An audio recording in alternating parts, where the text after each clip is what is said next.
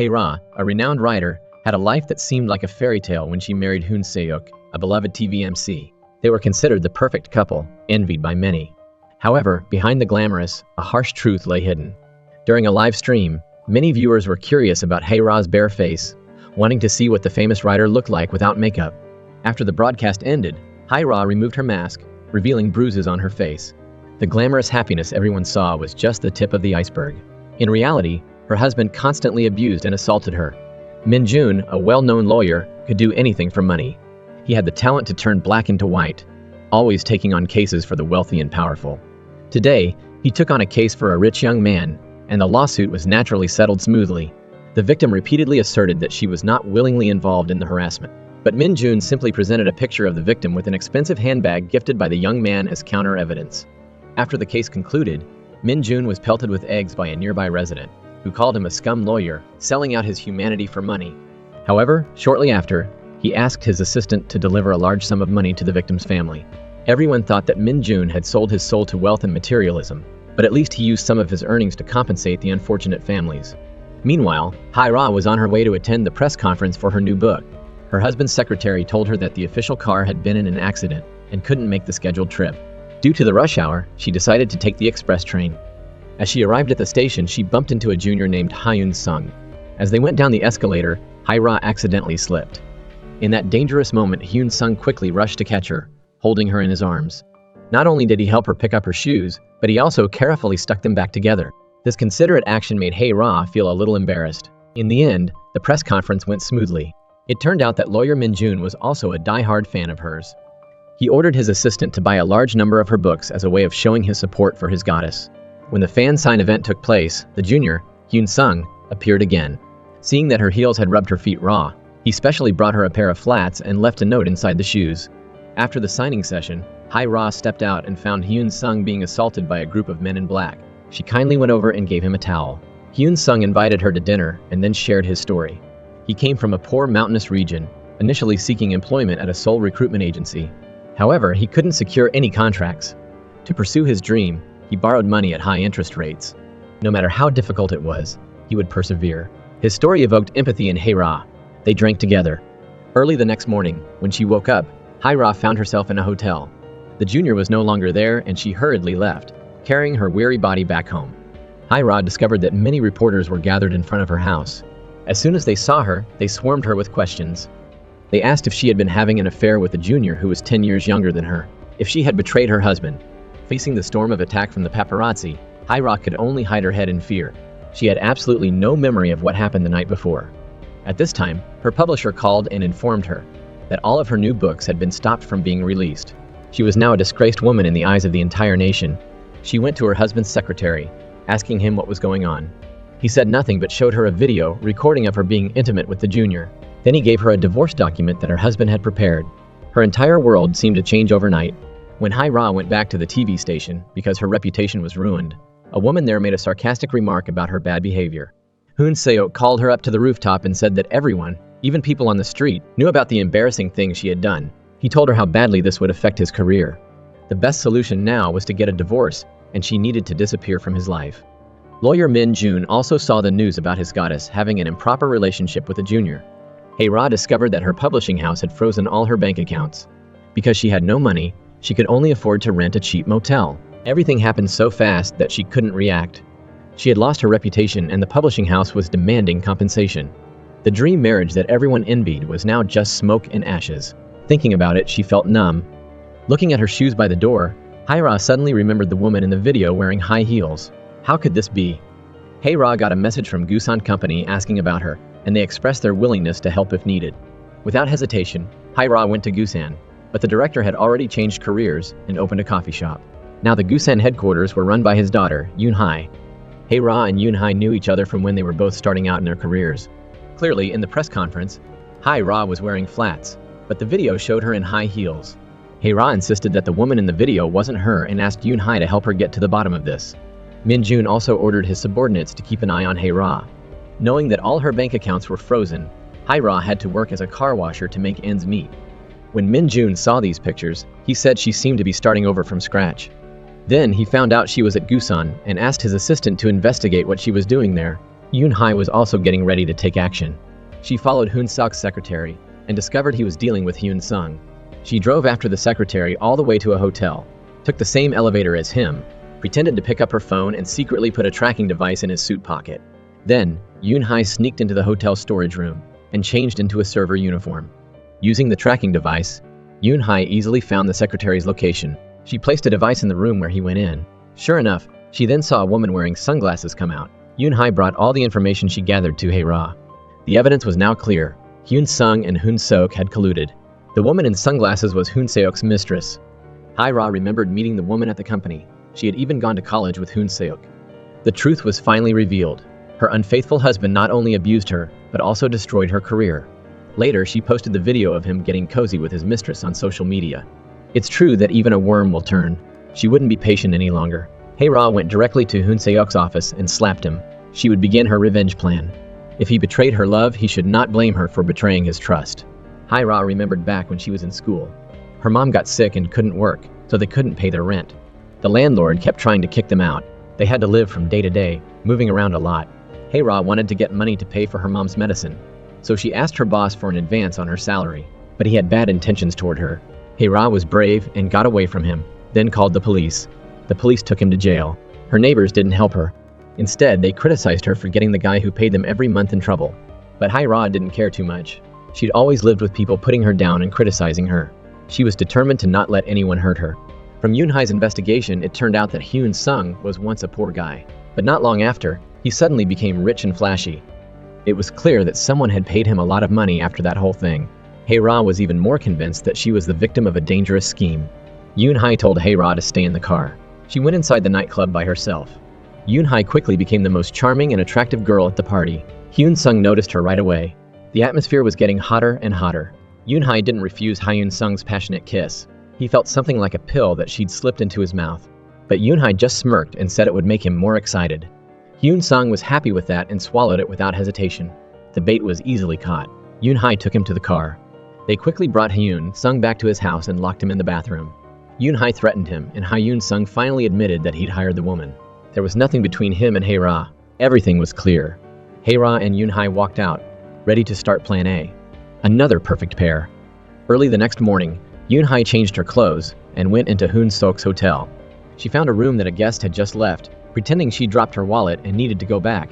In a flash, Yoon Hai took a master key that could open any room from the cleaning lady's uniform pocket. Then she used the key to open Hoon Seok's room and put a listening device in there. Just then, Hoon Seok came back to his room. Yoon Hai quickly hid, but her phone rang, which caught Hoon Seok's attention. Yoon Hai was almost caught, but then a noise from outside distracted Hoon Seok. Then he noticed that his TV was unplugged. Hoon Seok thought the cleaning lady had done it on purpose. He left some money for the cleaning lady and left. Yoon Hai had completed her mission. Seeing the video of Hoon Seok apologizing to the media with a sad face, Hae-ra remembered how he used to treat her before, the days of violence and torture. Not long after, Yoon Hai returned to her office and found a new law firm had moved in. But she didn't care much. She rushed back to tell Hae-ra the good news. Hae-ra was already carrying out her revenge plan. She was live streaming private messages between her husband and his mistress. Then she released the audio recording of Hyun Sung's confession. The attack was so quick that Hoon Seok's team couldn't react. He'd lost all human decency just for a divorce. The news got around quickly. Then, the news about Taeyeon, Hoon Seok's rich mistress, shocked everyone even more. Yoon Hai was thrilled. The game was probably over. Outside, things were chaotic, but Hoon Seok was still nestled in Taeyeon's warm embrace. The TV station kept calling, but he didn't care. Only when his secretary called and Taeyeon reminded him that maybe something urgent was happening did he realize the storm was approaching. Taeyeon's father, Chairman Sang-gu, read the news about his daughter's bad relationship and let out a mischievous smile. Then, he went to his daughter's office and talked to her. At first, he only talked about work and transferring assets to her.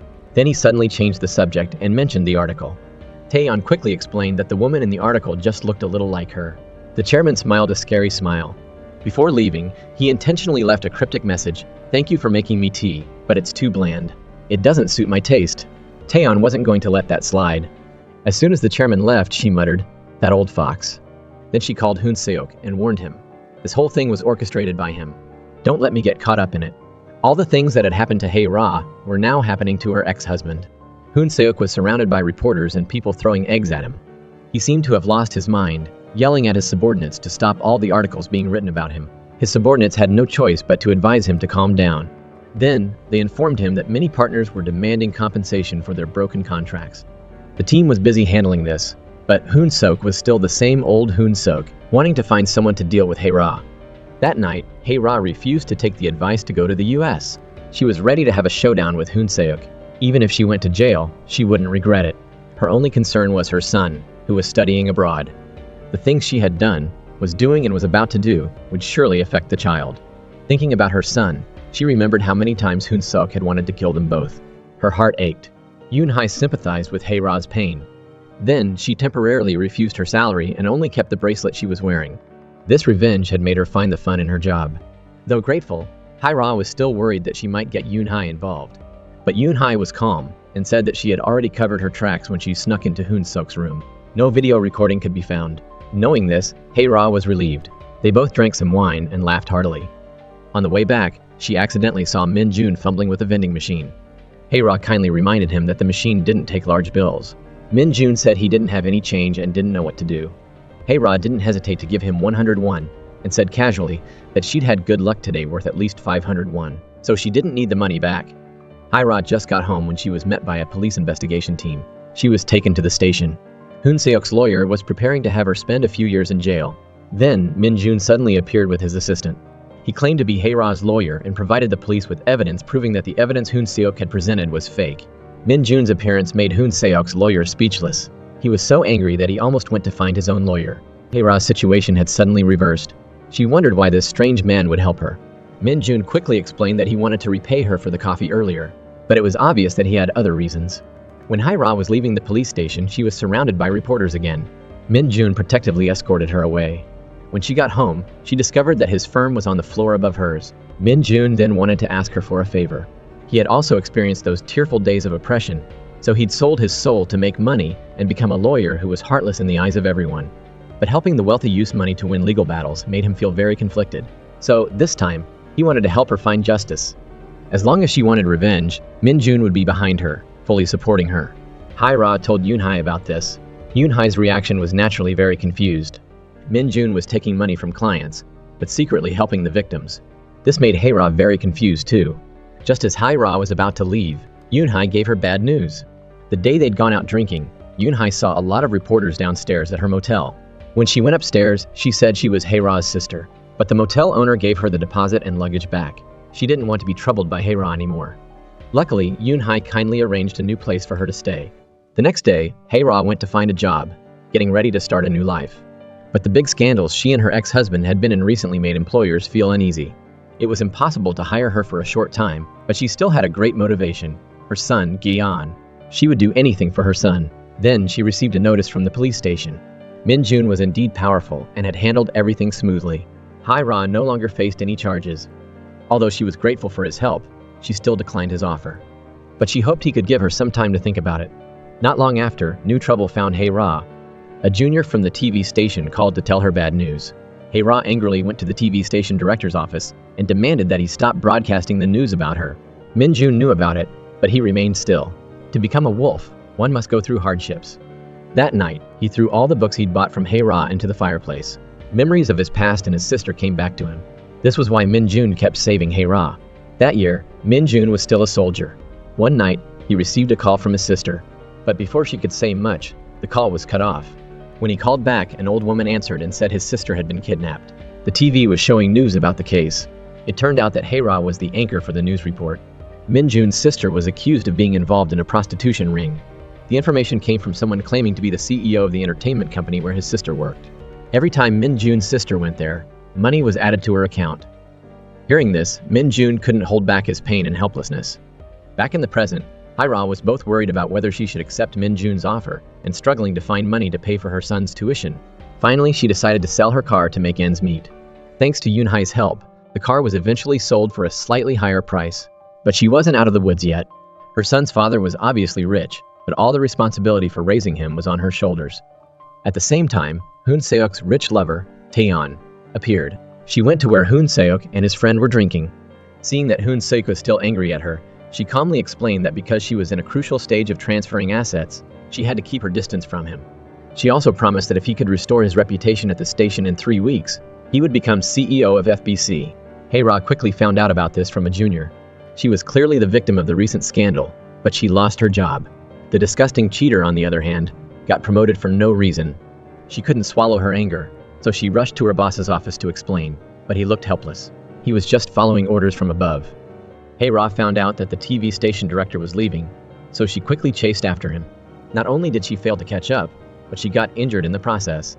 When she went to the hospital to get her wound treated, Hae-ra accidentally saw Seong-ju, the victim in the case she was investigating, hospitalized in critical condition. Seong-ju had attempted suicide because she was overthinking about the case. The doctors and nurses had to work hard to save her from death. Seeing the two of them in despair, Hae-ra couldn't help but feel sorry for them. Meanwhile, Min-jun went to see director Song. Knowing that the director had to sign a lot of contracts, he intentionally gave him a pen as a gift. The director seemed very pleased. After discussing work, Min-jun introduced Hae-ra to the director as a candidate to fill the vacant secretary position. Hae-ra was not only skilled, but also Hoon Seok's ex-wife. She could be a weapon to destabilize Taeyeon. Director Song seemed to hesitate and said to Min-jun that he would review Hae-ra's resume. It seemed that the relationship between the two brothers wasn't exactly rosy. Min-jun bumped into Taeyeon on his way out. He had met this woman years ago. When he got back in the car, he began monitoring the conversation between director Song and Taeyeon.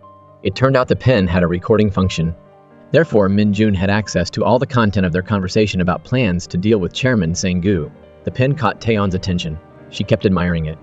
Luckily, director Song's words diverted her attention. Taeyeon warned him that if he did anything dirty like last time, she wouldn't let him get away with it. As soon as Taeyeon left, director Song held Hae-ra's resume and smiled enigmatically. At the same time, at the hospital, Hae-ra was actively approaching Seong-ju's mother. From the mother, Hae-ra learned that Seong-ju had initially gone to a job placement office in Seoul to find work and was then hired by that company owned by Mr. Song. Because it was a big company with a good salary, she decided to switch jobs. Hearing about the job placement office, Hae-ra seemed to remember something. At that moment, the TV was showing a clip of the former boss who had tried to assault her, but failed and had been sent to jail. He had been released from prison, but he appeared on television, claiming his innocence. He insisted that Hae-ra had framed him, and also claimed that Hoon Seok was one of her victims. Then an MC on the show mentioned her son. Hoon Seok would soon hold a press conference to clarify the child's true identity. Hearing this, Hae-ra's face changed. She left her business card and said to Seong-ju's mother that she had something to do and quickly left. She went back to the office and borrowed Yoon-hai's car to find Hoon Seok. Yoon-hai discovered that her stun gun was missing, and she felt something was wrong. She quickly chased after her, but it was too late. As fate would have it, she ran into Min-jun, the hero ready to go into battle. Hae-ra finally found Hoon Seok. She asked him why he had to hurt an innocent child. Hoon Seok was shameless, and replied that Gi-aeon wasn't his son at all. Wasn't 10 years of raising her and another man's child enough? Even worse, Hoon Seok had secretly turned on his recording device. Their conversation was directly broadcast at the press conference. Hoon Seok added that if she claimed he was a fraud, she should come to the hall and explain herself. Then he arrogantly left. Hae-ra raised her stun gun, about to knock him out, but Min-jun appeared in time and pulled her inside. When the reporters got there, the people were gone. Hae-ra was still trying to get out to stop Hoon Seok. She was determined not to let this scumbag man ruin her son's image. Min-jun couldn't help but say, "What if your son saw on TV that his mother is a killer? How would he feel?" Hae-ra finally calmed down. Min-jun comforted her, saying that if what she said was true, they would definitely find evidence to clear things up. Back at the office, Min-jun ordered his subordinates to investigate Hae-ra and her son. He looked at the photo he'd taken with his sister, and his mind was filled with images of the important woman in his life. When Hae-ra got back, Yoon-hai was also very worried. She wanted to turn on the TV, but she hesitated. She knew that this was all related to Hoon Seok. When she had sneaked into his room, Yoon-hai had installed a bug on his phone. Therefore, the conversation between director Song, Hoon Seok and Taeyeon was recorded. The conversation was about the scandal between director Song and Seong-ju. The press conference today was part of their plan to attack Hae-ra. Hae-ra hadn't even processed everything when Seong-ju's mother came to her. It turned out that Mr. Song had taken the first step. He'd framed Seong-ju for defamation. Hearing this, the mother collapsed in despair. She didn't know why her daughter had to suffer like this. She begged Hae-ra to save her daughter. Hae-ra couldn't hold back her feelings anymore. She went to Min-jun's office. Director Song, Taeyeon, Hoon Seok, and even herself were all pawns in his game. But to destroy those scumbags, she would do whatever it took. The next morning, Hoon Seok came to her. He yelled and questioned her. "Where's my son?" Hae-ra didn't answer. She just thought to herself that she would protect her little angel. At that moment, news about Hoon Seok's domestic violence against his wife was spreading widely on all media platforms. All his efforts to restore his reputation were gone in an instant. But the subsequent news that his assistant brought made Min Jun, who had been calm, struck by lightning. The day Hae-ra was taken to the hospital, the fetus in her womb had died. The baby had previously been tested for DNA and was confirmed to be Hoon Seok's. This meant that Gi-an was the replacement child, which meant that Hae-ra had been planning her revenge for years. Hoon Seok's violence had caused her to lose her child. So, she would use his 12 years to raise another child. When Hae-ra was pregnant, Hoon Seok didn't spare her. The bastard had left lasting scars on his wife, both physically and emotionally. Although the company called to inform him to go abroad on business, the previous damage had been fatal to Hae-ra's unborn child. Then, Gi-an came to this family. The bastard became even more of a bastard. Perhaps this child had awakened Hae-ra's maternal instincts. She had never fought back before, but to protect Gi-an, she had fought back against Hoon Seok. Now, when Hoon Seok interrogated her, Hae-ra only replied, "I will protect my son." As they were struggling, a car speeding by accidentally hit Hoon Seok. Hae-ra took the opportunity to escape and went to Director Song's company to work. Following Min Jun's suggestion, she did everything according to plan. She needed to be a spy close to Director Song. Director Song saw the wounds on Hae-ra's body and didn't mind her being late on her first day at work. He sent someone to get her to change her clothes first. Meanwhile, the news was reporting that Hoon Seok had been physically abusing his wife after their marriage. Before Hae-ra gave birth, she had called for help from emergency services. Hoon Seok's previous manager also made a statement. The testimony of these people completely destroyed Hoon Seok's reputation. Hoon Seok was heavily attacked. Previously, he had kept Gi-an's baby tooth to get a paternity test, but it would take a month or longer. For this, if there were fingernails and hair, it would only take 1 or 2 days to get results. Hoon Seok searched his house, but he couldn't find anything, not even nail clippers. Then, he received a report from his subordinate, Kim. Hoon Seok hurriedly turned on the TV just in time to see the news about his abuse of Hae-ra. The nurse who had treated Hae-ra's wounds for many years had directly confirmed that Hae-ra had been abused for a long time. Taeyeon wanted Hoon Seok to regain his reputation in 3 weeks. Now, not only had he failed to restore his reputation, but it had also been destroyed. Hoon Seok had no choice but to order subordinate Kim to contact all schools to search for Taeyeon. Once he found him, he would book the earliest flight to get him. After making arrangements for everything, Hoon Seok, with a gloomy expression, made a phone call. Hae-ra had changed clothes and simply treated her wounds. Thinking of the heinous things those scumbag Song Sung-woo and Taeyeon had done, Hae-ra had the courage to join this life or death battle. On her first day at work, Hae-ra met Min Jun again, who came to see Director Song. When Hae-ra brought coffee to Min Jun, he noticed the wound on her body. Director Song also felt that it wasn't right, so he arranged for Hae-ra to go to the hospital for a checkup. Then, he praised Min Jun for being a good judge of character. Hae-ra was injured, but she was still determined to go to work. At this time, Min Jun explained his purpose this time. He was ready to announce to the media the date of Seong-ju's trial, and said that the chances of winning were very high. Doing this would make Director Song the victim. Director Song immediately agreed. His IQ was low enough that he could be manipulated by Min Jun. Next, Min Jun went to meet the reporters to get information. Many traditional and online media outlets were competing to report on Hae-ra's abuse. Hae-ra, with her abilities, could never have done this. According to his information, the history of Hoon Seok abusing Hae-ra came from the Kim Family Corporation's Public Relations Department. Logically, Taeyeon couldn't cause Hoon Seok such trouble. Thinking about it, Chairman Sang-gu was the most likely. At this time, Chairman Sang-gu was looking at a photo of his daughter and Hoon Seok dating, and his expression was very contemptuous. Back to Min Jun's side, the reporter finally left him with 2 pieces of information. Taeyeon's people had secretly contacted the 911 emergency services. In addition, the Kim family conglomerate was working with the government on a major project. These messy pieces of information made Min Jun think hard. At the same time, Taeyeon arranged for Hoon Seok to go to a secret villa. This woman seemed to be plotting something. At this time, Yoon-hee came to pick Hae-ra up after work. Seeing the wound on Hae-ra's body, Yoon-hee felt both heartache and anger. To cheer Hae-ra up a bit, Yoon-hee started talking about how major media outlets were turning their attention to Hoon Seok. But Hae-ra couldn't be happy. Song Sung-woo, Taeyeon, those tycoons, the powerful forces were complex and troublesome. It was really a headache. She decided to go visit Seong-ju first. Hae-ra asked Song-ju's mother and Yoon-hee to leave the room. She began a serious conversation and made a recording. After the conversation was over, Hae-ra hurried back to meet Min Jun. Min Jun got the evidence of Director Song and Taeyeon's dirty tricks. He also had records of the large sum of money that Director Song's secretary had received when he quit. He could basically guess that this was the fee the bastard had used to do bad things. This documents would help Min-jun and Hae-ra find the enemy's fatal blow. For a moment, Min-jun was stunned. Ji-yeon wasn't Hae-ra's child. This truth was too big. He'd always thought that Hae-ra was using this child to complete her revenge on Hoon Se-yeok. Hae-ra didn't know what Min-jun was thinking. She decided to immediately meet with the people who had worked as secretaries for Director Song, but the results were very unfavorable. As soon as Hae-ra asked them if they had worked for Director Song's company, the secretaries all chose to end the conversation with her. At that time, Min-jun was driving Hae-ra and he had an unexpected discovery. When Hae-ra received a call from Gi-yeon, the tenderness on her face was very real. The two of them weren't blood relatives, which made him even more curious. The battle against Director Song officially began. Because Hae-ra was working as a secretary, she could easily move the pen that Min-jun had given to Director Song, ensuring that Min-jun had a good vantage point. Unfortunately, Hae-ra and everyone else discovered that Director Song had a secret room. They guessed that this was the key to turning the tide, but they didn't know the password to the secret room. Hae-ra volunteered to find the password to the secret room.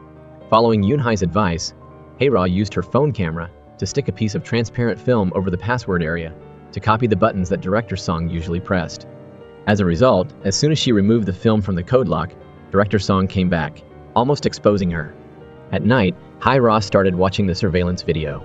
During the day, she had deliberately made the surveillance camera point to Director Song's desk.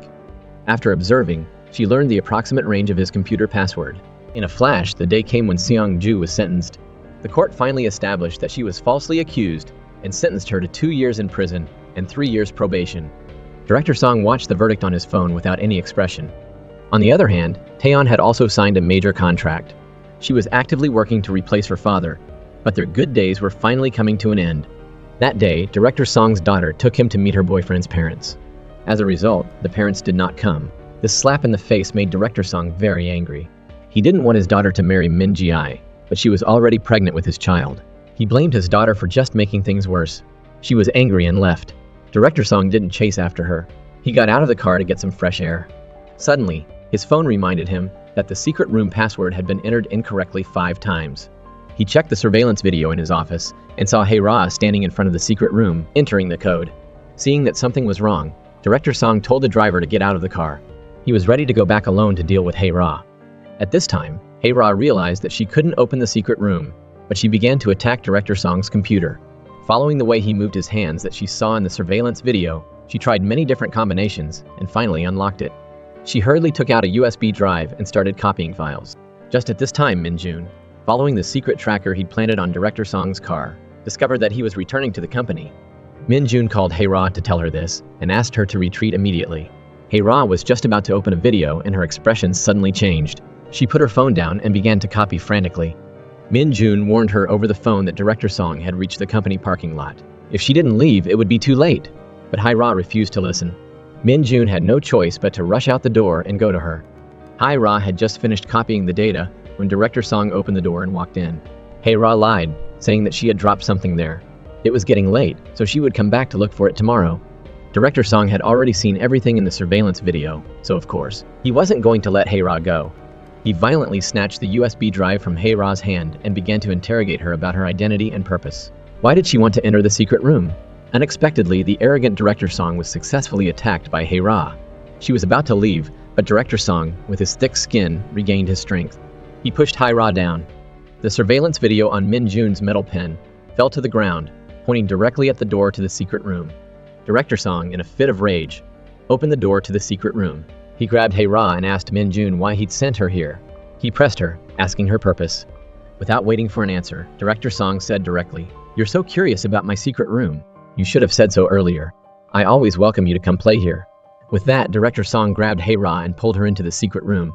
Finally, Hae-ra saw the inside of the secret room. As Seong-ju had told her, this was the hell where Director Song had done his dirty deeds.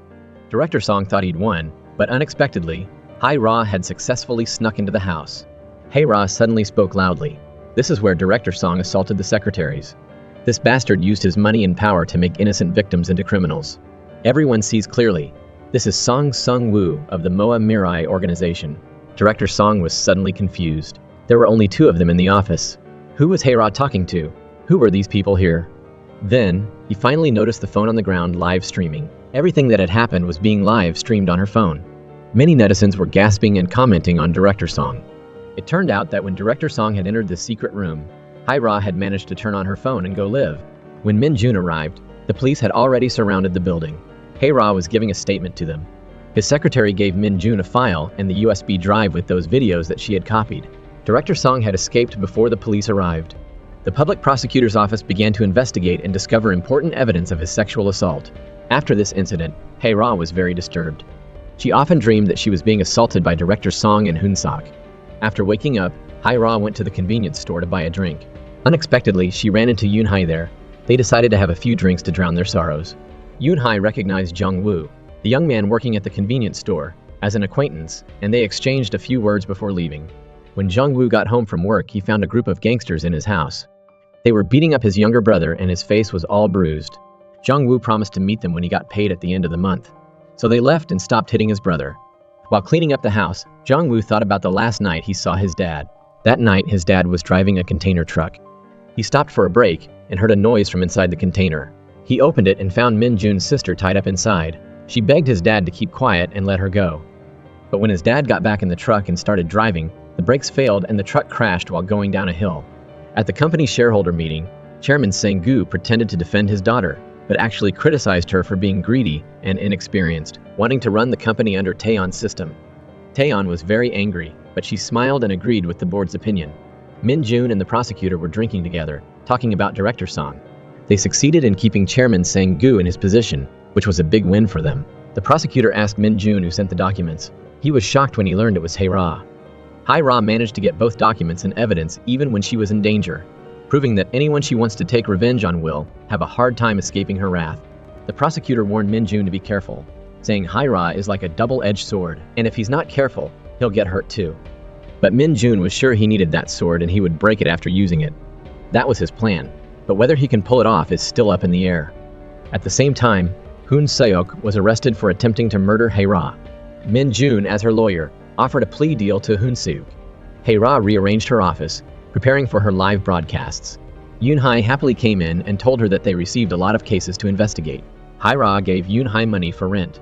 Yoon-hae refused, but Hae-ra insisted she can't sleep for free and asked her to take it. Yoon-hae accepted and gave Hae-ra another gift.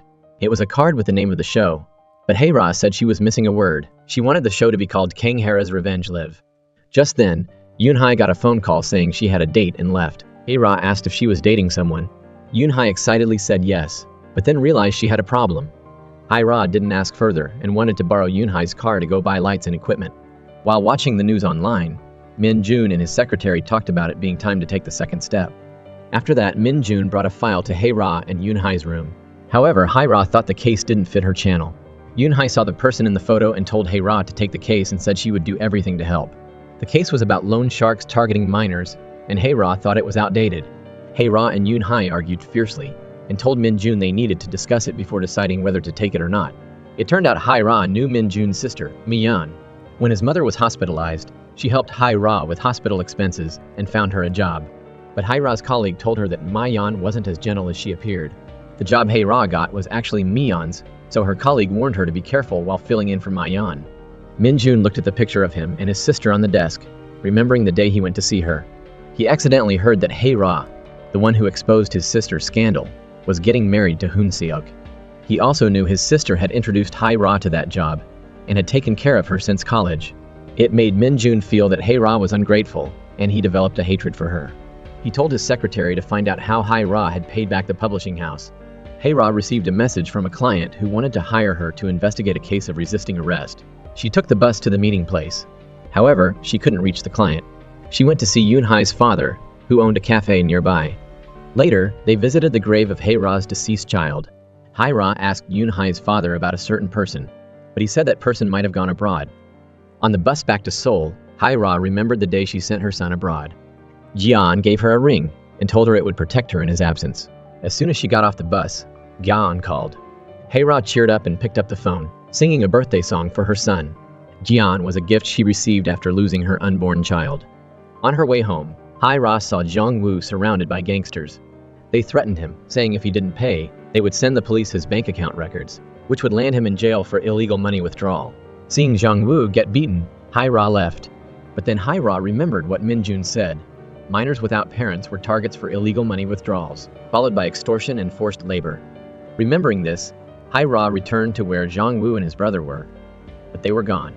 Yoon-hai asked Jong-woo's colleague and learned that he wasn't at work today and wasn't answering his phone.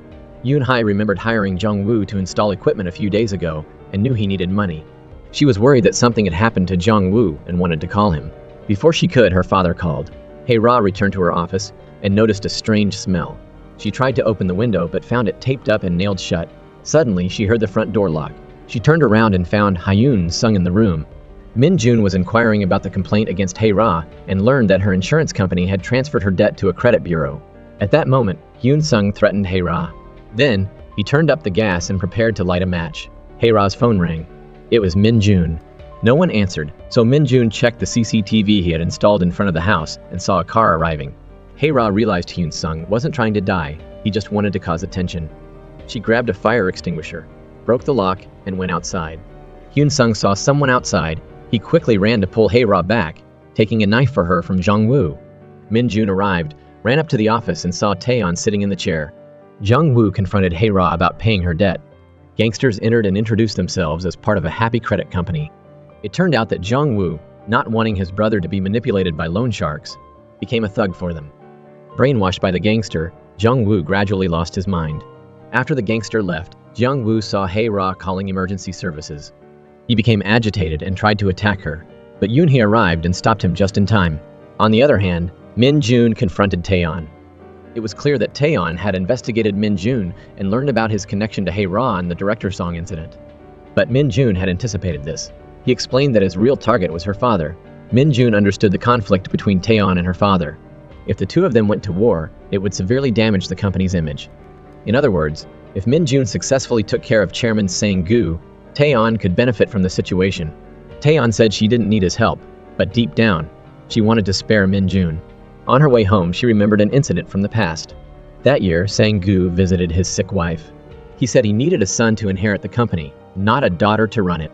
Based on his promiscuity, it was likely that he had a child outside of their marriage. Taeyeon overheard their entire conversation. Their father-daughter relationship had actually fractured at that moment. The next day, Hai-Ra settled things with Yoon-hai at the hospital. Hyun Sung was being watched by Min-jun's people. At that time, Hai-Ra received a lot of calls from unknown numbers. Following the caller's instructions, she went to the debt collection company. Her situation was very complicated. Simply put, Hai-Ra's accident had caused a huge loss for the publishing house. After the insurance company paid the compensation, they determined that Hai-Ra was responsible, but she didn't contact them and sold her car, her only asset. In anger, the insurance company sold the debt collection rights to a debt collection company. After leaving the debt collection company, Hai-Ra investigated the so-called debt collection rights. Hai-Ra's facial expression revealed that the situation wasn't good for her. At that moment, Hai-Ra encountered a gangster downstairs from the company who was forcing Jong-woo's brother to join his gang. He said people like them, without parents or money, had their lives decided for them. Following his orders, two of his subordinates started to kidnap people. Hai-Ra remembered Yoon-hai's criticism that Jong-woo and his brother didn't always borrow money and not pay it back. They had their own hardships. Hai-Ra was deeply troubled and met Seong-ju. Seong-ju saw Hai-Ra's state of mind and told her his story to encourage her. Hai-Ra saw that the person she had helped was starting to find the courage to live again. She also fell into deep thought. From the documents about Jong-woo and his brother that Min-jun brought, Hai-Ra officially took on their case. At night, the prosecutor and Min-jun secretly met. He investigated the company that Hai-Ra originally owed money to and learned that it was bought by a debt collection company the previous month. Min-jun suspected that Chairman Sang-gu was behind it all. He was determined to investigate it thoroughly. Then, the prosecutor mentioned that Taeyeon was keeping an eye on Min-jun. Min-jun wasn't worried about whether Taeyeon trusted him. As long as they had the same goal of overthrowing Sang-gu, they could be allies for the time being. Before leaving, the prosecutor also gave Min-jun a piece of news. He had arranged an important dinner for Min-jun on Friday night. Min-jun's expression immediately became serious. Hai-Ra returned to the hospital. The conflict between her and Yoon-hai had completely resolved, but there was still a small misunderstanding that hadn't been cleared. For example, Hai-Ra misunderstood that Yoon-hai and Jong-woo were like siblings. Yoon-hai angrily explained that when she said she had a date, she was actually asked by someone to catch a cheater, and she didn't think it was appropriate to say it. At that time, Jong-woo was working part-time at a hotel and helped her. She then gave Jong-woo his wages as a thank you. The misunderstanding was cleared, and they started talking about the main issue. Yoon-hai was worried that Jong-woo would get into trouble for assault. The most important thing was Hyun Sung's testimony. Hyun-sung suddenly appeared and made a crazy proposition. If he was allowed to join Hae-ra's team, he would agree to give testimony favorable to Jung-woo. Earlier, Hyun-sung had gone to see Hae-ra and was scolded by her, but he was still very confused. After what happened, his life had been completely ruined. He became a gas delivery worker, climbing stairs. But everyone knew his bad reputation, and he would be fired immediately if they recognized him. Hyun-sung always felt uncertain about his future. He wanted to follow Hae-ra to save himself and others. Hyun-sung's attitude finally softened Hae-ra's heart. Everyone began to strategize and help Jung-woo and his brother. First, they would disguise Hyun-sung and have him work for the debt collection company to gather evidence. On the other hand, Min-jun started his important dinner. His guest was the mysterious Sang-gu. Following the prosecutor's suggestion, Min-jun disguised himself as an ambitious and greedy person. He started showing interest in politics and wanted to use Sang-gu to build connections. Chairman Sang-gu initially didn't take the young man seriously. But then, Min-jun said something that tickled his fancy. "I have a way to help you stay in your current position forever." As Sang-gu observed Min-jun, he found him increasingly pleasing. Later, he appointed Min-jun as the head of the company's supervision team. A new worker is enthusiastic. A skilled worker knows how to do things. As soon as Min-jun took office, he reviewed many documents. After some busy work, he immediately dismissed the head of the financial team. The smoke-free war officially began. Yoon-hae, the face-changing specialist, transformed Hyun-sung into a complete scoundrel. Based on his evil appearance and the fact that the debt collection company was short-staffed, Hyun-sung went for an interview and was hired by the gangster as a subordinate. On his first day, the gangster took him to experience the ruthlessness of the business. They went to the owner of a restaurant to collect a debt, making life difficult for her daughter. The owner had no one to help her and could only use her daughter's college tuition money to pay the debt. Hyun-sung didn't know what to do seeing this. At this time, Taeyeon saw the announcement that the head of her finance team had been dismissed. She instantly remembered her conversation with Min-jun that night. Currently, Min-jun wanted her to continue pretending to be weak in front of Sang-gu. Getting rid of Taeyeon's finance team head was a sign of weakness. Thinking this, Taeyeon had an ambiguous expression on her face. On the other hand, the gangster took Hyun-sung to where Hae-ra had her debt collected. They pretended not to know each other. Hyun-sung even put on a ferocious face and a vicious mouth. The gangster sat behind and enthusiastically encouraged Hyun-sung's performance. Hyun-sung gained the gangster's trust and stayed by his side every day. He finally found an opportunity to eavesdrop on some confidential information. Afterwards, Hyun-sung and Hae-ra secretly met.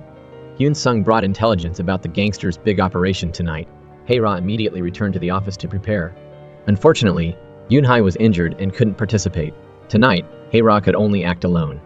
That night, Hae-ra waited for the gangster to go out and then snuck into the company. She used the password Hyun-sung gave her and successfully unlocked the door. She took pictures of all the documents and files to use later.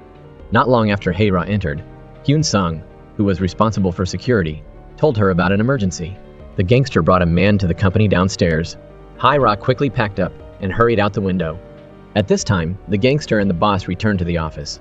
The boss said that those who couldn't collect debts would be taken to the seafood market and told the gangster to watch his subordinates' mouths. Someone opened the door and the window was not fully closed, creating a sound of wind. The boss, on high alert, noticed Hae-ra outside the window. Realizing she'd been exposed, Hae-ra quickly ran away. Hyun-sung, who was downstairs, ran to help her, but she waved him away. At this time, Jung-woo managed to drive his car to rescue Hae-ra. Hyun-sung also escaped. The boss and the thug chased after them, but they didn't catch anything and were extremely angry. The thug could only grit his teeth and investigate from the surveillance camera. Hae-ra escaped death, and Jung-woo breathed a sigh of relief. Thanks to Hyun-sung, Yoon-hae's collaboration on a favorable statement, and Min-jun's assistance, Jung-woo was only sentenced to community service. Hae-ra told Jung-woo that she would help him completely and bring down the heartless loan shark company. At that moment, Jung-woo felt a long-lost warmth. The next day, Hae-ra gave Min-jun the loan records she had taken, asking him to help her track down where the complaints from those people had ended up. Hae-ra was limping because of the injuries she sustained from running away the previous night. Min-jun noticed this. He reminded Hae-ra that she didn't need to risk herself, and he would do everything he could to handle things. At this time, Hoon Seok went to see Taeyeon. He hadn't been given attention for a long time, and was extremely unhappy. The pair had a heated conflict. "You know my weakness, and I have your documents." The air was thick with smoke. On the other hand, when the thug checked the surveillance camera, he discovered that Hae-ra and Jung-woo had secretly met. He immediately took Jung-woo's brother and forced him to appear. Next, he wanted to use Jung-woo to find Hae-ra. In the evening, Sang-gu booked an entire high-class bar to entertain his new recruit, Min-jun. The old man immediately used the power of money. The bar's new deputy manager, who had studied in America, had to undress in front of a check. Min Jun's fists tightened under the table. He drank an entire glass of wine, then went to the bathroom to vomit. He thought of his sister. At that time, Min Jun was still in the military. His sister, Mi Yan, had to worry about rising rent, but she never let him worry. Seeing Sang-gu's attitude towards money and his sister's worries about money, Min Jun couldn't help but cry. At the same time, Haira was kidnapped by the thug using Jung Woo's name. The thug gleefully gathered a group of people, preparing to auction Haira. Hyun Sung was extremely anxious, sitting on the side. Just as the auction was about to begin, a group of police officers burst in and rescued Haira. Haira immediately went to the phone hidden on the shelf, and once again used live broadcasting to complete her revenge on the evildoers. The live broadcast room was completely heated. Returning to Min Jun's sister, Mi Yan, she had planned to buy a train ticket to escape. However, because the loan sharks were chasing her so closely, she couldn't get on the train. That night, seeing the news report that the train she was supposed to take had sunk, her face showed tension under the dim lights. Next, time went back to before Haira was caught. It turned out she had known that Jung Woo would be exposed. She went to Jung Woo to tell him to reveal his location. The prosecutor, who was on the same side as Min Jun, joined this plan. Then, they arranged for the special police force to launch a surprise attack. When Haira was caught, Hyun Sung secretly took a disguised phone to replace the books on the shelf. When the thug's crimes were exposed, the live broadcast would begin. The plan went smoothly. The thug started auctioning Haira, followed by the special police force's raid. 1 second the thug and the others were crazy, the next they were all arrested. Amidst the chaos, Haira went to the phone that was live streaming. She exposed the disgusting group of criminals. At this time, Min Jun was also watching Haira's broadcast in his car. For some reason, his expression wasn't good. He hurriedly asked for Haira's location, preparing to go find her. When Min Jun found Haira, she had just finished her mission in the office. Min Jun saw the marks on Haira's wrist from being tied up, but she didn't pay attention to them. She was full of energy at the moment and was trying her best to protect more people. Seeing Haira's enthusiastic expression, Min Jun frowned and swallowed his words. The prosecutor was interrogating the thug. He had been determined to stay silent until death. But then the prosecutor brought out the recording of the conversation that Hyun Sung had secretly recorded. It turned out the thug and the boss weren't on the same team. He had reported a false income to the boss and secretly shared his earnings with his subordinates. However, this recording was illegal and didn't have any legal power. But through the thug's words, the prosecutor knew that there were 3 more people who hadn't been caught. Next, the police would cast a net to capture the remaining fish. The boss was also driving all night, running away not wanting to get caught. Heaven and earth were against him. On the other hand, Sang-gu received the latest report from his assistant, learning that Min Jun was Mi Yan's brother. But at this time, Ma Yan was missing. Sang-gu knew Min Jun was here because of his sister. At this moment, he remembered Ma Yan had sent a package there that year. Sang-gu didn't open it and instead asked his secretary to take it away. The complicated intertwined situations made Sang-gu feel a headache. He suddenly asked his secretary to investigate whether Ma Yan's disappearance was related to his daughter. At the same time, Haira's hot video continued to spread her influence on the public. The statement from Jung Woo, the person involved, had also attracted public attention. Many netizens flocked to watch, enjoying the story of justice. The next day, the incident was reported on many different channels. At this moment, Min Jun's claws were also gradually becoming sharper. The person behind the thug was the boss, and the boss had a clear relationship with Sang-gu. He gave the relevant information and evidence to a journalist he knew. The journalist wasn't free and immediately contacted a junior TV announcer. Because it involved Sang-gu's company, many TV stations didn't dare to touch this big figure. The TV announcer was surprised and stunned, but still accepted this hot news. It seemed like there would be a big move. On the other hand, Taeyeon had seen Haira's video. Sang-gu hadn't made any move, which surprised her. In her memory, he was a cruel person. That year, her mother had a serious illness. Sang-gu not only didn't care, but he was busy outside participating in activities all day. The first time he saw Ma Yan, his eyes immediately caught fire. Taeyeon understood her father very well. She had always hated and feared him. Sang-gu also watched Haira's video. He instructed his secretary to prevent negative comments from reaching the company. Then, he saw the package Ma Yan sent him 11 years ago on the table. The unclear letters and documents inside made him laugh, and he ordered a full-scale search for Ma Yan. At this time, more and more victims were speaking out through Haira's video. Everyone's mood was happy, but also a little serious. After all, many pains, once they happen, cannot be changed. That night, Min Jun and the prosecutor talked. In the conversation, the prosecutor revealed why he risked helping Min Jun. It turned out that Ma Yan had helped him a lot that year. According to him, if it weren't for Ma Yan, he wouldn't have been able to continue his studies. So, whether it was searching for Mai Yan or being an insider to take revenge for her, the prosecutor was sure to stand with Min Jun. Both of them were very moved by Hei-Ra's ability. She was a trump card who had played a crucial role in executing their plans many times.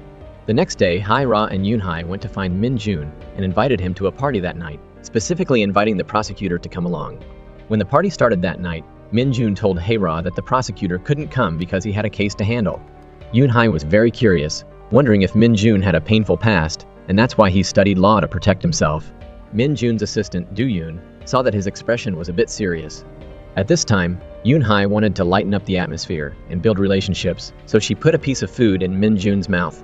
As a result, the food had extremely spicy peppers, directly causing him to burn his mouth. Hei-Ra kindly gave him some honey water. Yun-Hai sweetly said that the two of them were a little strange. As soon as she said that, the atmosphere became a little more lively. But for some reason, Do-Yoon always seemed to have something on his mind. During the meal, Hei-Ra received a call from Ji-an. Min Jun saw Hei-Ra playing the role of a warm mother, and was momentarily stunned. Hoon Seok appeared after a long time. He went to a cold-blooded man and secretly asked for his help. Then he went to find Hei-Ra, who had just finished eating and was taking out the trash. Hei-Ra was very surprised that he dared to come and find her. Hoon Seok calmly replied, "Otherwise, can I go and find Ji-an?" For a moment, Hei-Ra was taken aback. She warned Hoon Seok not to cause trouble. Strangely enough, Hoon Seok didn't bother her anymore and turned to leave. Hei-Ra was very worried that he had other intentions. The next day, Min Jun met Taeyeon at the company. She glanced at him and walked away. That kind of disdain completely ignored Min Jun. She didn't know that the little figure in her eyes was about to stir up a storm. Sang-gu called Min Jun to his office. Min Jun had worked in the supervision team, helping him eliminate most of his dissenters. Sang-gu wanted to put him in charge of the financial work. Before revealing his true face, Min Jun would always follow the arrangements of this big figure. But Sang-gu wasn't a fuel-efficient lamp. This gunpowderless war quietly started to investigate each other. On the way back to the office, Min Jun learned some news from the reporter. The revelations against the boss and Sang-gu were all suppressed. The opponent's ability was not ordinary. Facing a powerful enemy, Min Jun could only change his strategy. He had Do-Yoon focus public attention on the loss and pain of the victims. Wait until the attention reached its peak, then reveal Sang-gu's documents. Min Jun brought Hei-Ra a case, but they had a serious disagreement. Min Jun said the companies involved in the case were too big and Hei-Ra only needed to help the clients recount their painful experiences. However, Hei-Ra insisted on targeting the companies behind the scheme, completely disregarding the power of her opponent. The two argued for a while. After Min Jun left, Yun-Hai came over to join the fun. She also wanted to know which company made Min Jun so cautious. She almost fainted when she saw it. The company behind the scheme was Sang-gu's company. At this time, Do-Yoon wanted to use Hei-Ra to eliminate Sang-gu. But Min Jun remembered that he had caused Hei-Ra a lot of danger and felt a little guilty. Do-Yoon saw Min Jun's concern for Hei-Ra and became angry, accusing him of wavering and being soft-hearted. Did he forget that Hei-Ra was someone who could destroy everything for her greed? Did he forget their agreement? Min Jun's mood changed. He promised to carry out his original promise. At this time, a flashback showed Do-Yoon's story. That year, even though Mai Yan didn't get on the train, she had a record of buying a ticket. So, Min Jun was informed to go to the company that owned the ship. He and the families of the victims went to the funeral of the deceased captain to cause trouble. Public opinion at the time was that the captain had taken money to carry overloaded cargo, leading to the accident. Do-Yoon was the captain's son. Then, Do-Yoon accidentally overheard his father's colleague talking. He found out that the owner of the company was playing tricks and blaming his father. Do-Yoon was angry and ended up getting arrested for assaulting the owner. At this time, Min Jun appeared, handing him a picture of Sang-gu. It seemed that Min Jun had investigated the accident and the framing. She found out that it was related to Sang-gu. From that moment, they shared a common enemy. Min Jun then went to meet Hei-Ra.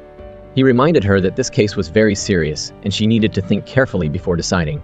Hei-Ra used her own story to answer Min Jun. She had endured bullying and became determined to become a successful person. But recently, Hei-Ra thought that if someone had listened to her and supported her back then, her life might not be like this now. So now Hei-Ra hoped she could become someone who listened to those who entrusted her, giving them strength. At the same time, Hoon Seok into a desolate place by someone. The boss suddenly appeared, knocked him unconscious, and took his phone. The plan to deal with Hei-Ra gradually revealed itself. Hei-Ra, unaware of the situation, was reading the entrusted documents. Min Jun noticed her injured arm. When he went to look at it, he held her hand and felt a little embarrassed. At this time, Hei-Ra received a message from Hoon Seok. He used Gi-an to threaten her to meet. Seeing Hei-Ra wanting to risk herself to meet Hoon Seok, Min Jun, who was always calm, suddenly became furious. He blamed Hei-Ra for not reassuring others. Not knowing how to take care of herself, the two held each other's hands without saying a word. Now, I'm going to reveal the identity of the tattooed man who kidnapped and chased after Mi-yeon. It was the boss and the thug who were arrested earlier. The package Sang-gu received was the package Mi-yeon sent at that time. The information inside all related to Hae-ra's son, Ji-on, and his surname was the same as Sang-gu's. When the boss knocked Hoon Seok unconscious, he used Hoon Seok's phone to send a message to Hae-ra, forcing her to meet him. He also emphasized that if she didn't dare to go, he would do something to Ga-on. Hae-ra was worried about protecting her son and Min-jun stopped her. He criticized Hae-ra for being reckless and not knowing how to take care of herself. Then, the two went downstairs. The boss was ambushed on the side, hesitating whether to attack, when a police car drove by and scared him away.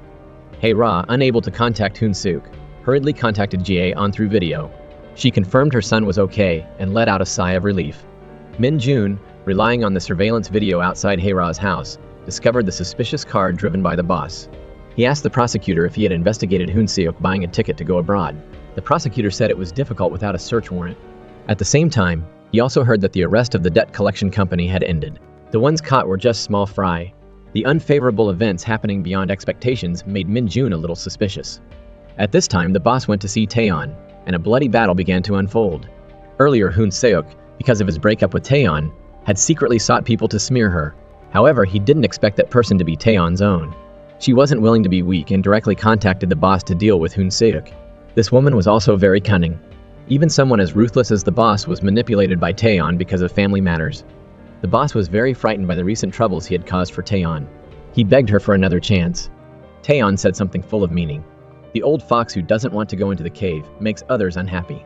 At the same time, the old fox, according to Taeyeon, Sang-gu, was sitting there dumbfounded. He had previously found the package Mi-yeon sent him. Mi-yeon's message in the package said that she had given birth to his child and had asked a friend to take care of it. Mi-yeon wanted Sang-gu to find the child and protect it well. The message was accompanied by a birth certificate. At this time, his secretary came in and interrupted his memories. The secretary was now doing everything he could to investigate Mi-yeon's whereabouts, and he also brought Sang-gu some news. When Mi-yeon sent the package, Taeyeon was in the US and probably didn't know about the existence of Mi-yeon's child. Sang-gu said Taeyeon was indeed not smart because she was an only child. If she had grown up with siblings and competed for her parents' love, she would be even smarter. The next day, Hae-ra was by the window and saw Min-jun going to work. Remembering Min-jun scolding about her not taking care of herself, Hae-ra suddenly felt a little uncomfortable and nervous. After that, she adjusted her mood and started working on the new case. When Hae-ra and Yoon-hae were discussing the new case, Yoon-hae teased her about dating Min-jun. Last night, she accidentally saw Hae-ra and Min-jun being affectionate. Hae-ra knew that explaining wouldn't do any good, so she quickly sent Yoon-hae to work. Hae-ra and Min-jun worked together. As Min-jun talked about the case, he took out a restraining order application for Hoon Seok to approach Ga-on. He said if they could get evidence of Hoon Seok's abuse, the court would make a decision faster. Do-yoon looked at the two people sitting in the back of the car and felt a little anxious. Then Hae-ra and the client in this case, Mr. Hong, talked. Mr. Hong's wife was an employee of the insurance company in Sang-gu's conglomerate. The company promoted an insurance product that guaranteed principal. After his wife sold it to customers, problems arose. This type of insurance wasn't as safe as the company had said. Customers had repeatedly lost their principal and had gone to the company to complain to his wife. The company blamed everything on his wife, saying that she hadn't explained clearly to the customers when she introduced the product. In the end, not only did the company demand the return of his wife's bonus, but also charged her with all the compensation for the customers. She ended up owing the company money. Not only that, but then his wife also learned she had cancer. The insurance she bought earlier was accused of fraud and sued. It was just because she had bought a lot of insurance before being diagnosed with cancer. However, insurance agents sometimes had poor business practices, so they often begged their families, friends, or even used their own money to buy insurance, which was common. This insurance company was just using this as an excuse to not pay the insurance. While Hae-ra and the client were talking, Mr. Hong's daughter suddenly fainted. Fate still wasn't letting up on this family. After that, Hae-ra followed Mr. Hong's instructions and went to the FSS. There, many insurance agents who had been tricked had gathered to protest. Meanwhile, Taeyeon and Sang-gu were awarding the company's outstanding employees. Hyun-sung caught sight of the boss and secretly followed him. Yoon-hae went to visit her father and asked about the incident where he was sued by the insurance company, but he wouldn't tell her about it. It turned out that when he agreed to work that year, he had thrown cigarette butts around, which led to a fire causing serious damage. The insurance company then made him pay for all the damages.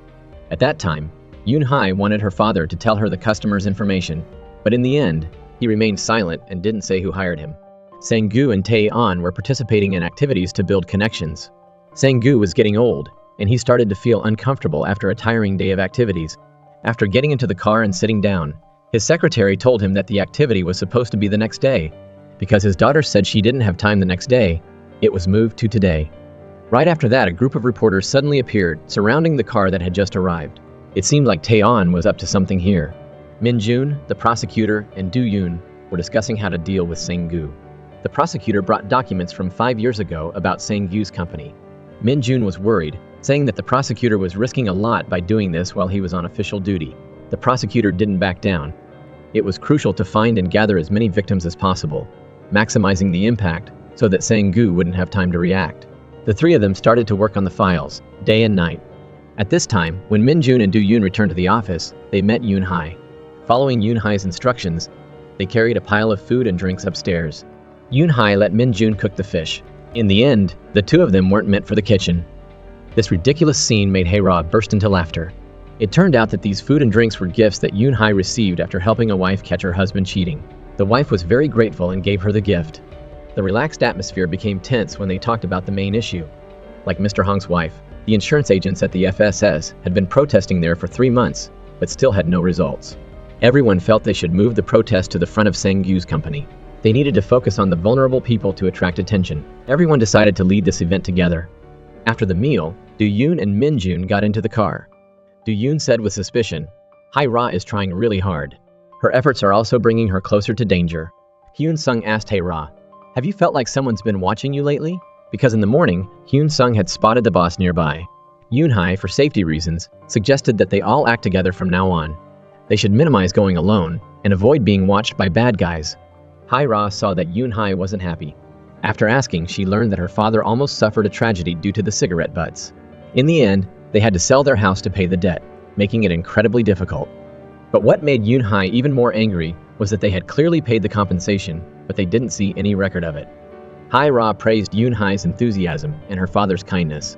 Her sincere affection lifted Yoon-hae's spirits. Sang-gu was going through a difficult time. Today's event, he was attending with his daughter, and the Prime Minister was there too. Tae-on, cunningly, had attracted the Prime Minister's attention and surpassed her father. Her success earned the Prime Minister's favor. Not only that, but Tae-on had also been frequently contacting someone in the finance department lately. The daughter Sang-gu despised had delivered a punch to this old man. The next day, because Mr. Hong was busy taking care of his sick daughter, he gave the wrong information, causing the protesters to go to the front of the FSS instead.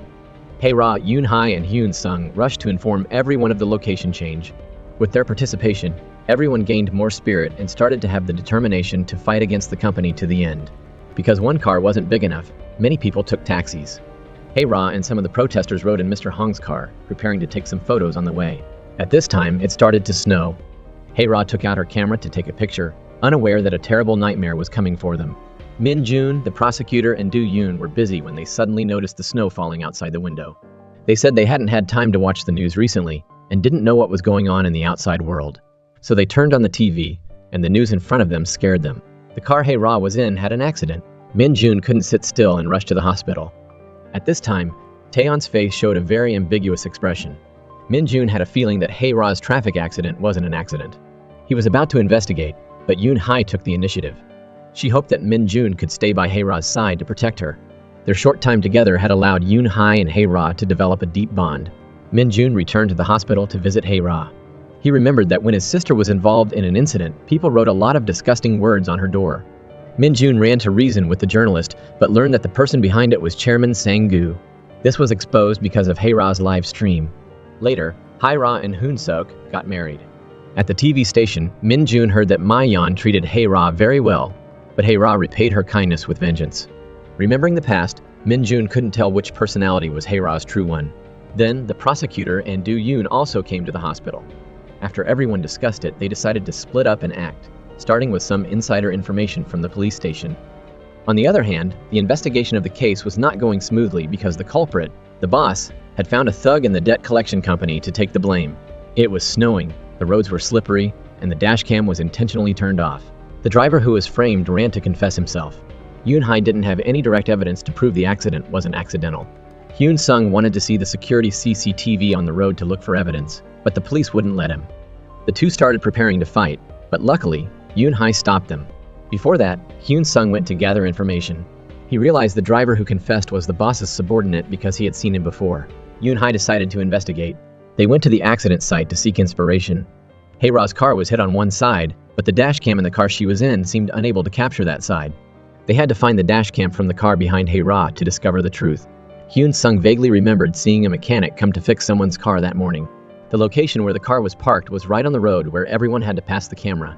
His dashcam must have captured the car that passed by in that short time. Unfortunately, Yoon-hae and the others didn't see the mechanic when they returned to the accident site. Luckily, they had watched the dashcam of their own car and were able to find the mechanic's license plate. The next day, Sang-gu and Taeyeon had a heated exchange. Sang-gu said, Director Song's mother, Taeyeon's aunt, could have retired properly last year. In the end, her son had a problem and had to resign shamefully. Taeyeon quickly replied, she had the chance to step down. It seems she's been in that position for too long and has forgotten who the original owner is. This was clearly aimed at Sang-gu. After seeing Taeyeon off, Sang-gu called his secretary to ask him about the investigation and Ma-yeon's contact information. The progress was unusually slow. Taeyeon remembered promising her mother, while she was in her hospital bed, that she would make Sang-gu know who the true owner of the company was. The information revealed in Taeyeon's words showed that the company was like her family business. In the end, Sang-gu schemed to take it over. Taeyeon's mother passed away after hearing her daughter's promise. Perhaps she had entrusted all her hopes for revenge to her daughter. On the other hand, Yoon-hae took her father to visit Hae-ra. After visiting, Yoon-hae's father took Min-jun, who had been there all night, to drink and boost his spirits. He mistook Min-jun and Hae-ra as having feelings for each other and encouraged Min-jun to pursue her. He then talked about his relationship with Hae-ra. He had known Hae-ra when she was still a reporter. Coincidentally, they were from the same hometown as Hae-ra's mother. Additionally, he had a daughter, so he treated Hae-ra like his own daughter. While talking, Hae-ra suddenly ran outside. Ignoring everyone who tried to stop her, she ran to the funeral of Mr. Hong, who had revealed the information to her. At that moment, the boss's subordinate arrived to announce that the victim's insurance money would be paid to the first creditor, which was the boss's company. Hearing this, Hae-ra remembered seeing the boss at the scene of the accident. She angrily snatched the debt settlement agreement and stormed off to find the debt collection company to settle the score. But Min-jun was afraid that something would happen to Hae-ra, so he followed her. Unexpectedly, the boss was sitting arrogantly in his office. It seemed that the evidence against the thug who was arrested before wasn't enough, or maybe Taeyeon had helped him from behind. Hae-ra accused the boss of creating trouble to cheat insurance money. The boss criticized her back, saying she had no evidence and was slandering him. Next, he implied to Hae-ra that if someone had to take responsibility, shouldn't it be her? Hae-ra remembered she had promised Mr. Hong to help him get justice, but now she was in this situation and she collapsed in despair. Meanwhile, Yoon-hae and Hyun-sung had found the mechanic who stopped his car on the road that day. After much persuasion and money, they finally got his dashcam. They started reviewing the video to find the car. At this time, the boss was reporting to Tae on that Min-jun and Hae-ra were causing trouble. Their conversation revealed a crucial piece of information. The driver who confessed to the accident could recognize Sang-gu's secretary, so Min-jun would definitely misunderstand that Sang-gu was behind the accident. At the same time, Yoon-hae and Hyun-sung were busy from morning to night. Through the license plate that appeared in the video and information gathered through investigation, they called the car owners one by one and obtained the dashcams. Working together diligently and spending the night together, Yoon-hae and Hyun-sung's relationship unconsciously became closer. The next day, the prosecutor called Min-jun, who was in the hospital room. He had found out some crucial information. The driver who confessed to the accident had once worked for a credit company, but the company's owner, Jun-hwan, was only 23 years old. This young age was suspicious. Min-jun asked the prosecutor to conveniently investigate Jun-hwan. At this moment, Hae-ra was awakened by the conversation. She always felt guilty about Mr. Hong's death. Min-jun comforted her with a few words and then received a call from the prosecutor. According to the prosecutor, Jun-hwan's uncle was Deok-soo. Hae-ra, who was listening beside him, gradually changed her expression. After leaving the hospital room, Min-jun had a new plan. To take Sang-gu down quickly, he would help Taeyeon. Because he was very busy, Min-jun asked Yoon-hae to take care of Hae-ra. Seeing this, Hyun-sung took the initiative to take charge of reviewing the dashcam footage that Yoon-hae hadn't seen yet. The cooperation between the two became smoother than before. Min-jun brought a bunch of indictments from groups opposing Sang-gu to meet with Taeyeon. He was confident that these documents would deal a heavy blow to Sang-gu. But after Taeyeon saw these startling indictments, she was worried it would affect the company's image. Min-jun urged Taeyeon to take this opportunity to get promoted, put all the blame on Sang-gu, and force him to resign. Taeyeon smiled enigmatically and called Min-jun, who was about to leave, asking if Hae-ra was doing well. The hunt isn't over yet. If something happens, it's not good. If you need help, find me anytime. Taeyeon's short words made Min-jun sweat. After Min-jun left, Taeyeon ordered her people to keep an eye on him. Min-jun wasn't free either.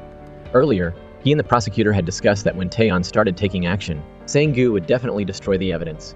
They had to act before that. The final reversal caught everyone off guard. Sang-gu gave Min-jun the package that Ma-yeon had sent. Min-jun learned that his sister and Sang-gu had a child, and that child was Hae-ra's adopted son. Ji-yeon's appearance left Min-jun at a loss. Next, Sang-gu said he was mobilizing all his resources to find Ma-yeon. Before that, Sang-gu wanted to bring Ji-yeon back safely. Regardless of Sang-gu's plans, Min-jun also wanted to investigate his sister's bloodline, so he decided to go to Canada to find Ji-yeon. At the same time, there was a glimmer of hope in his heart that his sister might be with Ji-yeon. Meanwhile, Hae-ra received a call from the TV station inviting her to be a guest on the news. Her revelation of Sang-gu's company being behind the scheme helped the victims get justice. Hae-ra decided to find the two other survivors of the accident. Her sincerity finally touched them, and they agreed to testify. After that, Hae-ra, although still not fully recovered, reluctantly left the hospital to write a report. At this time, Hyun-sung suddenly realized his abilities weren't enough. He couldn't handle many of Hae-ra's documents. To help Hae-ra, Hyun-sung decided to seek help from Do-yoon, with whom he had a bad relationship. As a result, he missed an important video that captured the accident. Seeing Hyun-sung, so young, willing to lower himself, Do-yoon didn't hesitate to help. Having worked with Min-jun on documents for years, he was already skilled at organizing Hae-ra's files. While everyone was actively preparing for the battle, Min-jun went to Canada. He claimed to be Gi-yeon's biological father's lawyer and successfully met the child. Ji-yeon's eyes and eyebrows looked very similar to Mi-yeon's, making Min-jun speechless. The battle began. On TV, Hae-ra revealed Sang-gu's company's dark deeds. She also investigated and found that the driver who confessed was associated with Sang-gu's company. A series of evidence was not favorable to Sang-gu. Taeyeon watched the news with a frightening smile on her face. At this time, Sang-gu only had one thing on his mind. He wanted to go to the airport to pick up a very important person. Hae-ra, after finishing her program, quickly took a taxi to the airport. She received a call and learned that Ji-yeon's biological father had sent a lawyer to pick up his son. The other party even presented key evidence, a paternity test. Hae-ra rushed to the airport and was shocked by what she saw. Min-jun brought Ji-yeon to stand in front of Sang-gu. Sang-gu was about to get acquainted with Ji-yeon. Ji-yeon saw Hae-ra running towards him and immediately went to meet her. Hae-ra hugged the child, her face filled with vigilance. At this time, Min-jun suddenly stepped forward, presenting a document containing the paternity test and a petition for a change of guardianship. He said that Ji-yeon's custody and guardianship would be transferred to his biological father, Sang-gu. Hae-ra felt like she had heard thunder in her ears. She went back to 11 years ago, when Ma-yeon went to the delivery room, gave birth to Gi-yeon, and then happily took her son's birth certificate. Gi-yeon's appearance brought both busyness and warmth to Ma-yeon. Until one day, her son got sick and the thug came to their house. Next, she was locked in a burning warehouse. Ma-yeon cried out to heaven and earth, but no one heard her. Her life of struggle gradually came to an end. Now, let's go back to Hae-ra arriving at the airport and seeing Min-jun with Ji-yeon. Min-jun seemed to have suddenly turned the tables, siding with Sang-gu. He presented the paternity test and petitioned for a change of guardianship, taking Ji-yeon from Hae-ra's hands. Sang-gu temporarily gained custody of the child. This old fox treated Ji-yeon very well, but Ji-yeon only wanted to see his mother. Min-jun remembered the child asking him, "Is my biological father a good person, uncle? If I listen to him, can I see my mother often?" Ji-yeon was still young but very understanding, making others worry about him. On the other hand, Sang-gu had someone take the cup Ji-yeon had used to the hospital for testing, confirming it once again. This old fox was incredibly cautious. Hae-ra called him. Min-jun hesitated for a moment and then hung up. Sang-gu suddenly became vigilant and prepared to arrange a time to meet Hae-ra. Min-jun looked at Sang-gu and suddenly asked, with a hint of meaning, "Why did you find out about the letter only now?"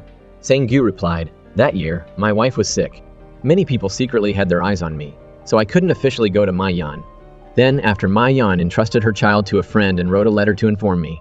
But I only saw the letter recently, so I learned about Ji-yeon's existence." Min-jun left Sang-gu with a heavy heart. He had already heard about the time Ji-yeon spent abroad, and Mi-yeon had never appeared. After thinking it over, Min-jun decided to take action against Sang-gu himself. It was his actions that had caused Hae-ra to not take the child at the airport. A final battle was about to begin. Min-jun returned to his office and checked the information. Finally, the target was the boss, the right-hand man running around Sang-goo's company.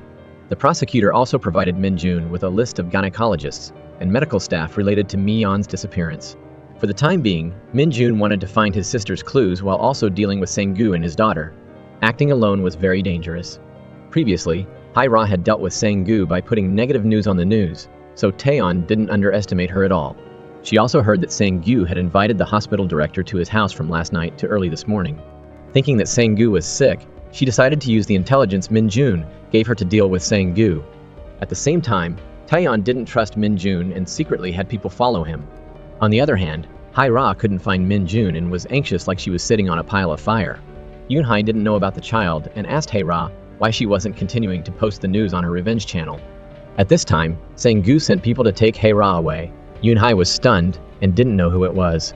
Suddenly, the police called, asking Yoon-hae to get Mr. Hong's belongings. Hae-ra went to see Sang-goo. The old fox started by proposing many countermeasures. On one hand, he said he wouldn't pursue what Hae-ra did on her revenge channel.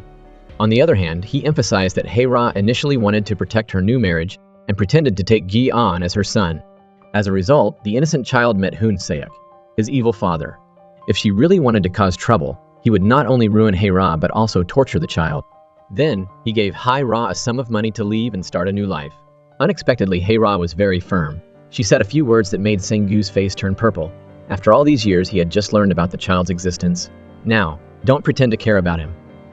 Seeing Hae-ra's determination not to give up on Gi-an, Sang-goo suddenly took out Gi-an's diary, pointing out how Hae-ra's actions had made Gi-an always think he was abandoned. Hae-ra read the confused words in Gi-an's diary, her tears flowing. After thinking it over, Hae-ra met Gi-an. She said that her place was too small for Gi-an to live with his biological father for a while. Gi-an was very understanding and agreed. His only request was for Hae-ra to visit him often. The two of them, who were not related by blood, embraced each other tightly. Before leaving, Sang-goo also told Hae-ra some profound words. Gi-an's existence meant that Taeyeon wasn't the only heir. He wanted Hae-ra and Gae-an to stay away from each other for the time being, to avoid being exposed. On the other hand, Taeyeon was taking action. She ran to the TV station and revealed negative news about the company, plotting to bring down Sang-goo, the head of the company. Then, she went to see her cousin Song, who had completely lost his power. She wanted Song Sung-woo to persuade his mother, and persuade the shareholders to confront Sang-goo. Taeyeon knew that if she acted too much, the old fox would definitely discover her, so she used her cousin Song. Min-jun was searching for his sister's whereabouts in the area the prosecutor suspected. His efforts paid off, and he finally found a bit of information. That year, before Mi-yeon gave birth, she always asked if she could use someone else's identity. It seemed like she was being pursued by someone, and was worried that using her own identity would make her traceable. After that, people started looking for Mi-yeon one after another, including one man with a tattoo on his neck.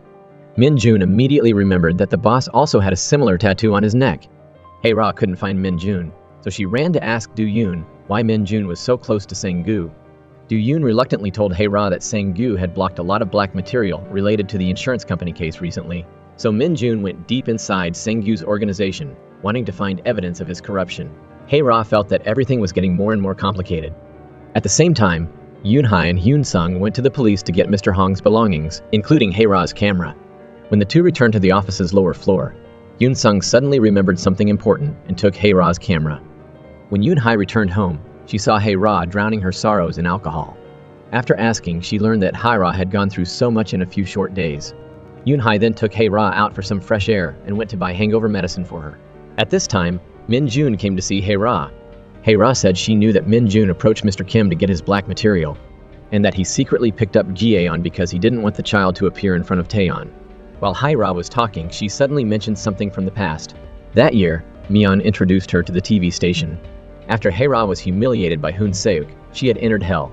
She really wanted to find Mi-yeon and ask her about everything. After that, Hae-ra found Mi-yeon and her newborn son, Ga-an. Gi-yeon reminded Hae-ra of her miscarriage. She took Gi-yeon and raised him as her own son.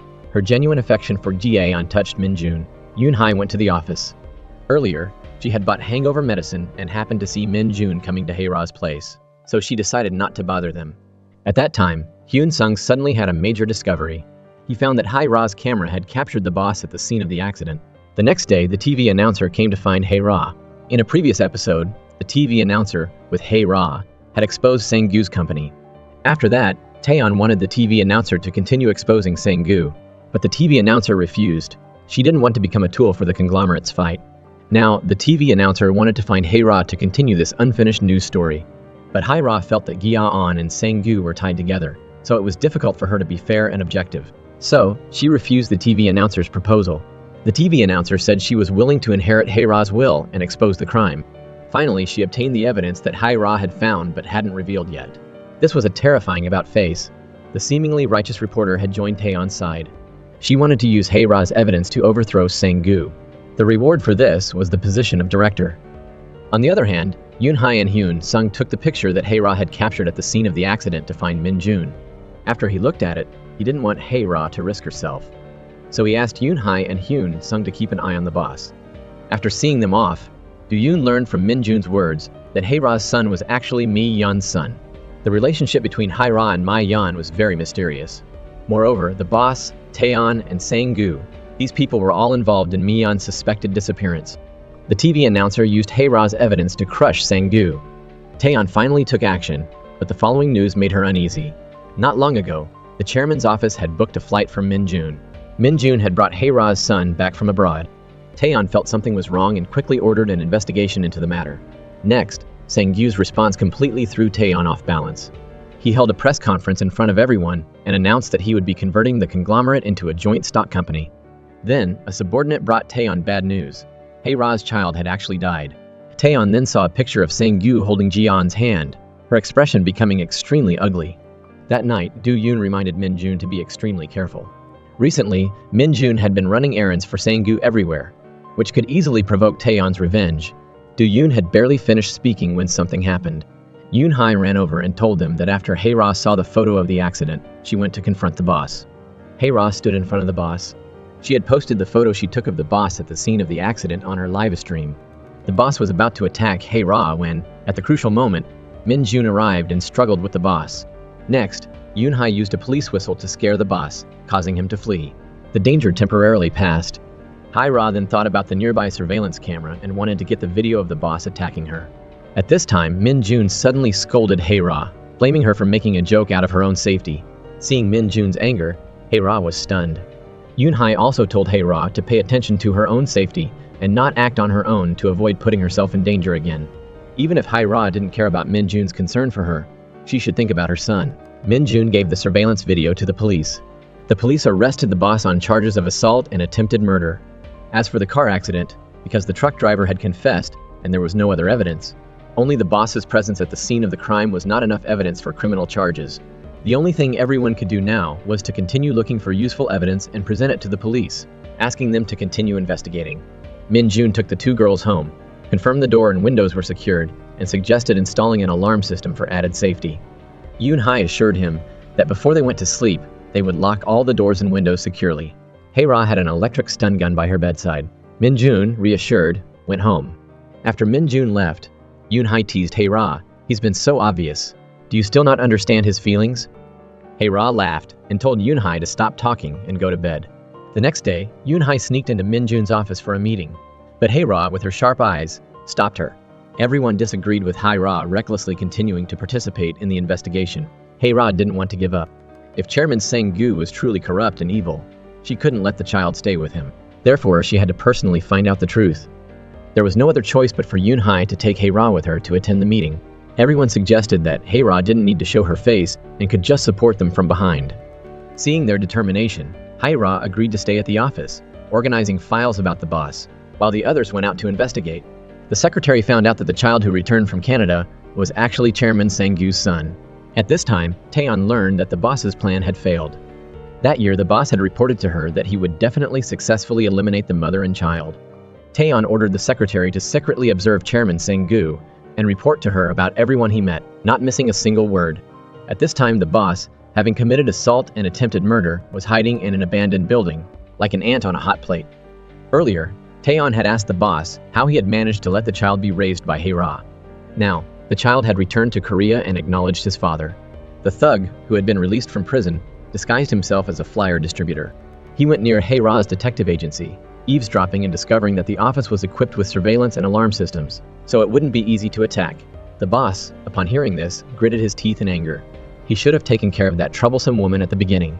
Taeyeon's secretary found out that Chairman Sang-gu had been recently interacting closely with people in the parliament and the shipping association. It seemed like he was planning something big.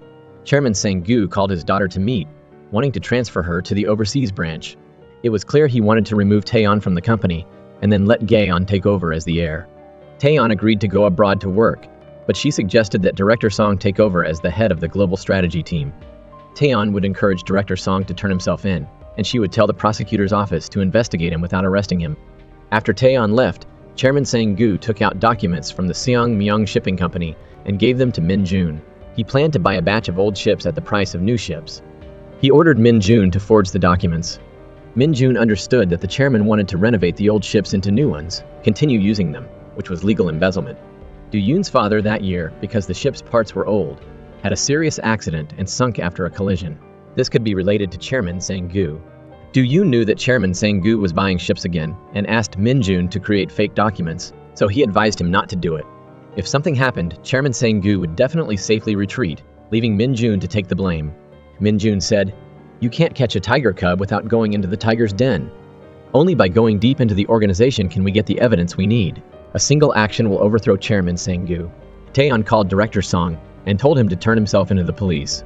Of course, it was all for show. He would be released soon. Afterwards, he would take over as the head of the strategy team. Taeyeon was going to the overseas branch and wanted to place her own people within the company, so she could always get intel. Director Song was moved when he heard this, but he didn't believe that the old fox would be so willing to give up that position. Taeyeon had already made plans. She knew that the aunts, her mother's sisters, had a hold on Chairman Sang-gu. She wanted to use this lifeline to control him. Director Song took the documents from his mother and gave them to Taeyeon. The company's incorporation certificate was Chairman Sang-gu's Achilles' heel. He clearly knew that the quality of the ships was not suitable, but he still put them into use. Taeyeon had obtained the evidence and was ready to use it well. After talking with Director Song, Taeyeon went to visit her father. Jian politely greeted Taeyeon. "Hello, sister." Chairman Sang-gu honestly said Jian was his son. He advised Taeyeon to accept Jian. The child would become her valuable assistant in the future. The two sisters could rely on each other. He also reminded Taeyeon, "Your maternal family seems to support you, but in reality, it's not true. It's just that Taeyeon can give them wealth." Taeyeon angrily left. Many years ago, Mi-yeon had come into contact with Chairman Sang-gu because of work. Sang-gu took a liking to Mi-yeon at first sight and had someone keep an eye on her. Afterwards, Mi-yeon went to Chairman Sang-gu's room in the hotel. Taeyeon contacted the boss and ordered him to take action against Hae-ra's people. The boss was in a dilemma. On the one hand, he didn't dare disobey Taeyeon, but on the other hand, the police were now rigorously searching for him, making it difficult for him to make a move. The thug gave him a good idea, suggesting that he should go into hiding temporarily. If he took the risk and something went wrong, Taeyeon would definitely escape safely. In the end, both the boss and the thug would be the ones taking the blame. Soon after, Yoon-hae learned that the boss and the thug were about to leave by boat. Before the police arrived, Min-jun fought with the boss, questioning him about his sister's whereabouts. The boss stalled, grabbing a flower pot nearby and hitting Min-jun. Then, he took the opportunity to escape, only to be caught by Taeyeon's people and taken to her car. Taeyeon interrogated the two about their intentions to escape, using their family to threaten them into obedience.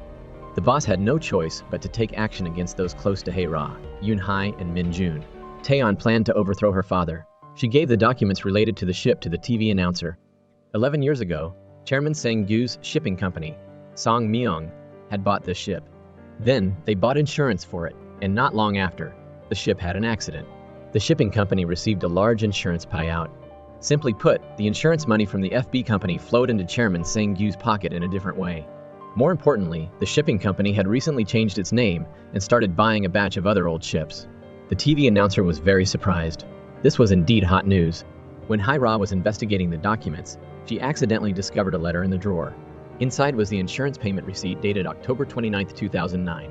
Yoon-hae's father had sold his entire building and apartment to pay off the debt. On the other hand, the thug quickly caught Hyun-sung and vented his anger on him. As for the boss, he got into Yoon-hae's car, using her father's safety to threaten her not to continue investigating. As soon as the boss left, Hyun-sung fell from the upper floor onto Yoon-hae's car. Luckily, the floor wasn't high, so his life wasn't in danger, but he couldn't get up immediately and didn't need to go to the hospital. Hae-ra returned to see Hyun-sung injured. Soon after, Yoon-hae's father also arrived at the office. He had received news that his daughter was injured and came to see her. Yoon-hae took out the paper that the boss had given her, which was a letter agreeing to give up his body. Her father had no choice but to tell the truth. At the beginning, he agreed to Hae-ra's request to investigate a lead, which was the whereabouts of Min-jun's sister. He discovered Mi-yeon in a burning warehouse, and the owner of that warehouse was the boss. Then, the insurance company determined that it was arson, and Yoon-hae's father was framed and forced to pay all the damages. He even had to sell his house to repay the boss, but he still couldn't pay it all and was forced to sign this agreement. Min-jun, who was beside them, asked for details. Hae-ra told him everything that had happened. Min-jun clenched his fist. He felt heartbroken for his sister. All these years, he didn't know what kind of life she had to live. Min-jun helped the chairman forge documents. He worried that Taeyeon wouldn't obediently go to the overseas branch to work. Chairman Sang-gu had already foreseen everything. His in-laws were not genuinely by his daughter's side. He needed to use some tricks to make his daughter cut off ties with them. As a father, he had to nurture his son and daughter so they could survive in society. Director Song arrived at the police station to confess. Taeyeon didn't follow the plan to rescue him. Director Song knew he had been tricked, so he not only presented evidence against Chairman Sang-gu, but he also went to the police to confess. Taeyeon hung up the phone. Once, she had heard Director Song talking to someone outside her office, saying that he wanted to bring Taeyeon down. If that was the case, Taeyeon would strike first and deal with this useless man. After that, she went to the villa, gave Gi-yeon a phone, and took him to the mother he longed to see. Gi-yeon called his mother, then appeared at the office door, surprising Hae-ra. Taeyeon was behind him. Hae-ra remembered Min-jun had said that the person behind the boss was Taeyeon. Everything was arranged by Taeyeon. Taeyeon stroked Gi-yeon's face, squeezed his shoulder tightly, and warned Hae-ra not to act rashly. Hae-ra pulled Gi-yeon towards her, protecting the child. At the same time, Min-jun and Chairman Sang-gu arrived. Taeyeon didn't say anything, just laughed loudly. This was clearly a show of force. Seeing this, Chairman Sang-gu told his secretary to take Gi-yeon away first. Taeyeon continued to carry out her plan of murder without leaving a trace. Hae-ra couldn't help but play with the child. In a moment of anger, she implied that Taeyeon had found someone to set the fire that year, wanting to kill Mi-yeon and her child. Chairman Sang-gu seemed to be thinking about something. This was the first time he had heard this. Seeing Hae-ra being so aggressive, and because she didn't want to completely turn against her father, Taeyeon played dumb to the end and quickly left. At this time, Chairman Sang-gu suddenly asked Min-jun why he was there. Min-jun hesitated for a moment and then explained that his office was on the 3rd floor.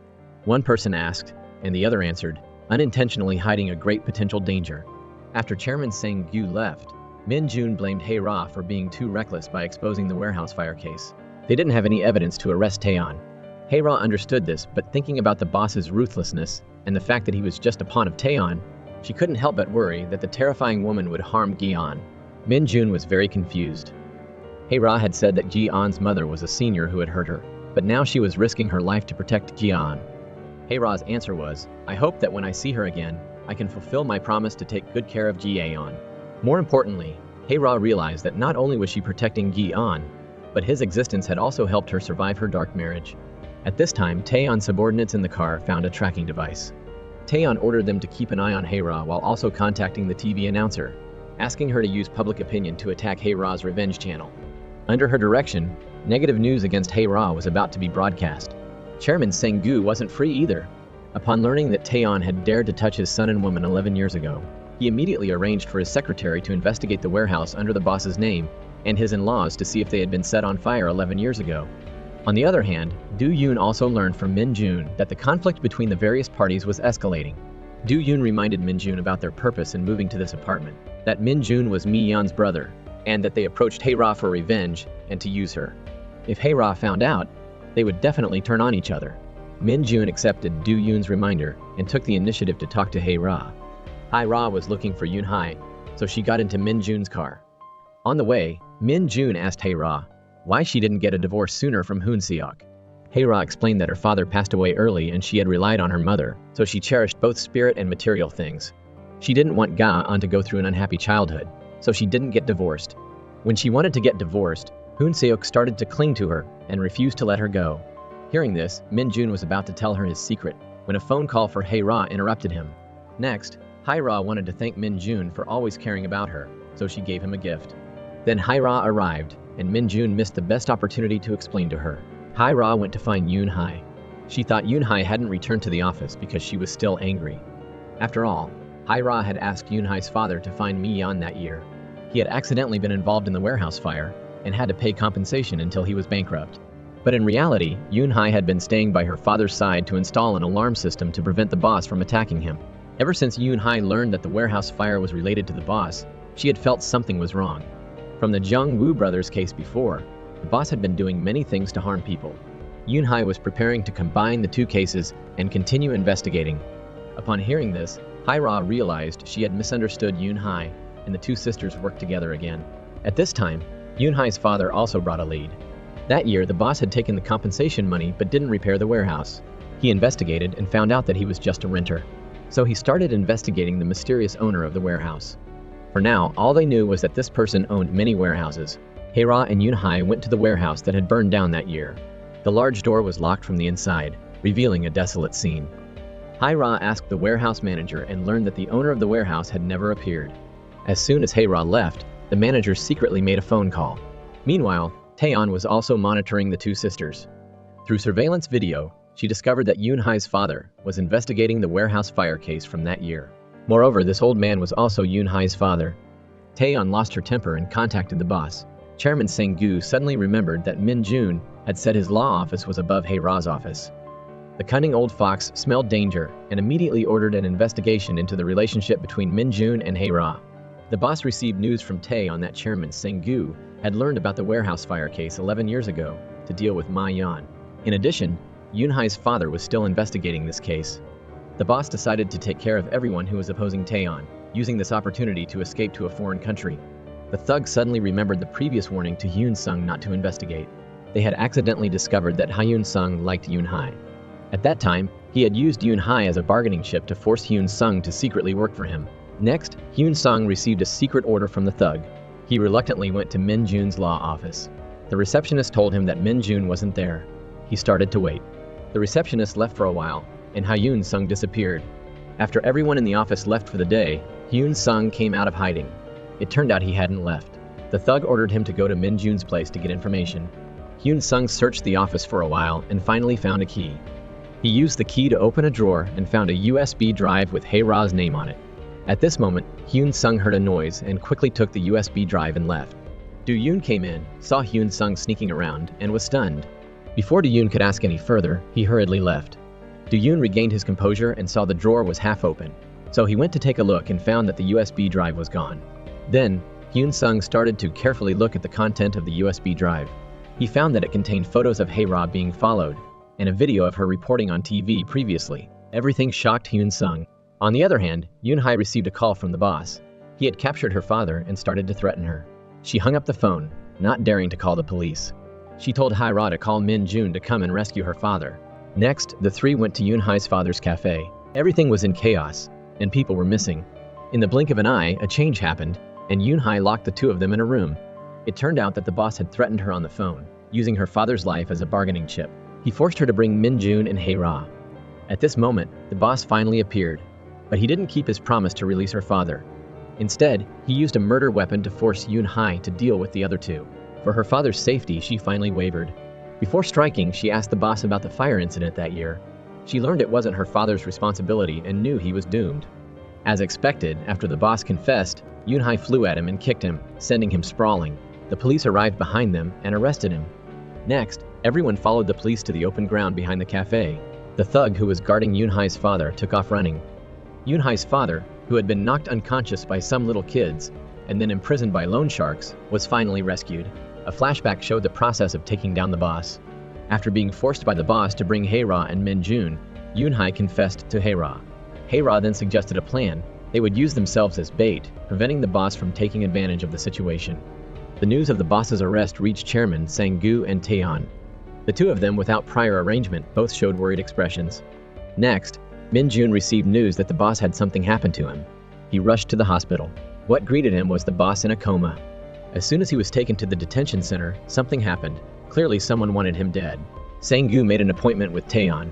He used his identity as the chairman of the conglomerate, arranged for his daughter to work overseas, and prepared to announce Ji-yeon's existence at the conglomerate's anniversary celebration. Ji-yeon would become the focus, making it impossible for Taeyeon to take action. Taeyeon immediately replied, "So that's why you got rid of the boss, isn't it?" Chairman Sang-gu calmly said, "You can't get rid of your daughter, who is blinded by jealousy." The strong hatred had severed their father-daughter relationship. Taeyeon naturally refused to sit idly by. She immediately contacted the media MC, preparing to release shocking news that was enough to defeat Chairman Sang-gu. Next, Chairman Sang-gu made an appointment with Min Jun. He entrusted him with the entire matter of buying the ships he had mentioned before. He also prepared to make Min Jun the director after Taeyeon left for overseas. Chairman Sang-gu repeatedly emphasized that he considered Min Jun his own. Then he delivered shocking news, asking Min Jun to deal with Hae-ra. The cunning old fox actually knew about Min Jun's revenge intentions. His real purpose was to use this opportunity to eliminate both Min Jun and Hae-ra. At this time, Hae-ra also learned that the boss had almost lost his life. In anger, she ran to see Taeyeon. As a result, she happened to meet Min Jun coming out of Chairman Sang-gu's place. Seeing the two of them, Taeyeon suddenly came up with a plan. She told Hae-ra that Min Jun was actually Ma-yeon's brother. Not only did he see Hae-ra as a target for revenge, but he also used her to fulfill his revenge on Chairman Sang-gu and Taeyeon. After saying this, Taeyeon strode away. Hae-ra looked at Ma-yeon's brother beside her. She couldn't believe it. Min Jun couldn't explain it, which ultimately led to a great danger. As soon as Taeyeon left, Hae-ra turned on Min Jun. She criticized the two siblings for pretending to be kind and approaching their target, then stabbing them in the back. Min Jun was heartbroken. Initially, he heard that Hae-ra had lied to her superiors about Ma-yeon's slander to get a promotion. So, he approached Hae-ra to seek revenge. But after spending time with her, Min Jun realized that Hae-ra wasn't a bad person. He couldn't understand what had happened between his sister and Hae-ra. Hae-ra didn't answer and left in despair. The conversation between Min Jun and Hae-ra in the lobby was relayed to Chairman Sang-gu. Not long ago, Chairman Sang-gu had just arranged for Min Jun to eliminate Hae-ra. The chairman vaguely felt that things weren't as simple as they seemed. So, he asked his secretary to thoroughly investigate all the information about Hae-ra and Min Jun. Do-yoon was looking at documents about his father's ship accident collected over the years, his face grim. His father was clearly the victim, yet he was accused of being the perpetrator. He had lived for all these years to find out the truth and take revenge on the evil people. Then, Do-yoon went out and met a furious Hyun Sung. Do-yoon remembered that Hyun Sung had taken the USB containing data about Hae-ra and wanted to talk, to clear up the misunderstanding. But at this time, Hyun Sung had already guessed 7 or 8 parts of the story based on the content of the USB. Hae-ra had exposed Ma-yeon's scandal, and Ma-yeon's brother, to seek revenge, approached Hae-ra. Their conversation was overheard by Yoon-hae. Seeing the question marks on Hyun Sung and Yoon-hae's faces, Do-yoon reluctantly revealed the truth. That year, Ma-yeon had introduced Hae-ra to a job, but Hae-ra, without evidence, had exposed Ma-yeon's scandal. Do-yoon hoped they could understand Min Jun's feelings. Hae-ra stabbing Ma-yeon in the back had indeed made Min Jun, as a younger brother, feel extremely resentful. This sudden piece of news caused Yoon-hae and Hyun Sung to fall into deep thought. After a long time, Yoon-hae told Hyun Sung not to tell Hae-ra about this yet. If Hae-ra learned about it from someone else, she would definitely be very upset. After Hyun Sung left, Yoon-hae investigated Min Jun's sister. She was startled to find out that Ma-yeon was the missing person in the ship sinking accident that year. This discovery made Yoon-hae feel something was wrong. On the other hand, Yoon-hae's father went to see Min Jun to express his gratitude. He had recovered from his injuries and wanted to return to his shop. Min Jun thought that Yoon-hae's father and Hae-ra had a good relationship, so he took the opportunity to inquire about Hae-ra. Yoon-hae's father told Min Jun that Hae-ra had a senior that year who initially wanted to be a broadcaster, but the producer of that program was a bad guy who was still at large. At the same time, Yoon-hae learned about Do-yoon's family. She was surprised to discover that Do-yoon's family and Min Jun had both been involved in the accident. On one side was the captain, who was determined to be the cause of the sinking, and on the other side was the innocent passenger Ma-yeon. The families of the victims, who should have been on opposing sides, had chosen to join forces. Yoon-hae went to find Hyun Sung, who was fishing to relieve stress. Hyun Sung was even more confused when he heard Yoon-hae's discovery. Do-yoon and Min Jun were as close as brothers. Could there be some hidden truth? They were both curious and ran to find Do-yoon to ask for the truth. At this point, Do-yoon didn't need to hide anything anymore. That year, his father was already old when he got his marine engineer certification and hadn't had a chance to drive a ship. Then one day, the owner of the shipping company suddenly called and asked his father to drive the ship. That was his first and last time. After the funeral, Do-yoon accidentally heard a conversation between his father's colleagues and learned that the owner of the shipping company had intentionally framed his father. Do-yoon was angry and attacked him. In the end, Min Jun rescued Do-yoon from the detention center and told him that Chairman Sang-gu was the real mastermind. As for Ma-yeon, although she was also on the passenger list, after the incident, she still called Min Jun. Hearing this, Hyun Sung was furious and decided to help Do-yoon take revenge and uncover the truth. Hae-ra overheard everything from outside. She pushed the door open and tried to calm herself. Yoon-hae was caught between a rock and a hard place. Helping Do-yoon meant betraying Hae-ra, but not helping him would leave her uneasy. Hae-ra was generous and told Yoon-hae to go and help. As for other matters, she would consider them. The battle between Chairman Sang-gyu and Taeyeon took another turn. Min-joon helped the chairman handle the ship purchase. The chairman revealed a good piece of news, preparing to elevate his reputation, but unexpectedly, Taeyeon retaliated. The MC continuously attacked Chairman Sang-gyu, revealing all the suspicions about the ship sinking accident from that year. Under Taeyeon's guidance, Taeyeon also didn't sit idly by. She stirred up public opinion from social media platforms and secretly contacted a big figure, preparing to bring down Chairman Sang-gyu. Upon learning this, Chairman Sang-gyu was furious. The secretary reported to the chairman that recently, the people with Min-joon and Hae-ra had been secretly investigating the ship sinking case. Among them was the son of the captain who died in the sinking accident that year. Chairman Sang-gyu thought that everything was Hae-ra's doing. Unfortunately, Ja-on came to find the chairman and said he had just spoken to his mother on the phone and made an appointment to meet her on the weekend. Chairman Sang-gyu angrily chased his son out and slapped the housekeeper, criticizing her for not taking good care of the child and letting him use a phone to contact outsiders. Ji-on quickly explained that Taeyeon had given him the phone, but this didn't matter to the chairman anymore. He wanted to completely cut off Ji-aeon and Hae-ra's relationship, preventing the mother and son, who were not related by blood, from seeing each other. The housekeeper took Ji-aeon's phone away. On the other hand, Hae-ra couldn't reach Ga-on. She calmly speculated that the chairman was behind it. So, she sent Ga-on a message, telling him not to bother the chairman for now. She would talk to him later. But she had no idea that night, Ga-on secretly ran away from home. Chairman Sang-gyu quietly watched this scene, his expression pensive. Next, Hae-ra was suddenly scared by Ji-on's appearance. Ji-on cried, saying he wanted to live with her. Even though Hae-ra didn't know what had happened, she couldn't bear to see her son's pitiful appearance, so she agreed. At this time, the police suddenly appeared and arrested Hae-ra for kidnapping a minor. At this time, Chairman Sang-gyu's secretary appeared and took Ji-on away. It was clear that Chairman Sang-gyu was behind it. At this time, Min-joon arrived and saw this scene. Not knowing what to do, he immediately followed the police to the police station, claiming to be Hae-ra's lawyer, to enter. But unexpectedly, the police told Min-joon that Hae-ra said she didn't want Min-joon to be her lawyer and refused to meet him. So, Min-joon couldn't help her. Little Ji-on knelt in front of Chairman Sang-gyu and started to put on a show. He begged Chairman Sang-gyu to let Hae-ra go and promised to be obedient from now on. Min-joon came to see Chairman Sang-gyu and also saw this scene. The cold-blooded chairman told the housekeeper to take Ji-on away. He told Min-joon that he had two reasons for doing this. First, naturally, Hae-ra had made Gi-aon's heart unsteady. The other reason was that Hae-ra's people and Min-joon's subordinate, Do-yoon, were investigating the ship's sinking accident 11 years ago. If something happened, Min-joon would also be hard-pressed to avoid being charged. Min-joon said he would handle this matter. The urgent priority was to let Hae-ra go and not cause Gi-on any more worry. Chairman Sang-gyu was persuaded by Min-joon. Finally, Hae-ra was set free. Min-joon took her back to the office and they talked for a long time. Min-joon said that he had learned about his sister and Hae-ra from Yoon-hae's father. If everything was true, he would do his best to make up for Hae-ra. Also, in the future, he wouldn't involve Hae-ra in his matters with his sister. When discussing Gi-on, they disagreed. Min-joon hoped that Hae-ra wouldn't approach Gi-on for the time being, but Hae-ra considered Gi-on her own child. Her son was now living with Chairman Sang-gyu, and it wasn't good. So Hae-ra said that if Min-joon wanted to make up for it, he should help her rescue Gi-on from Chairman Sang-gyu's clutches. Faced with this difficult task, Min-joon's expression turned serious. The next day, Min-joon received a call from the prosecutor.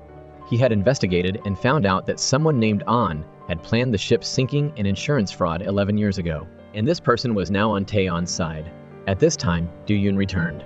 He brought the results of his investigation, but before he could go into detail, the police came to arrest Do-yoon on suspicion of spreading false information about the ship sinking.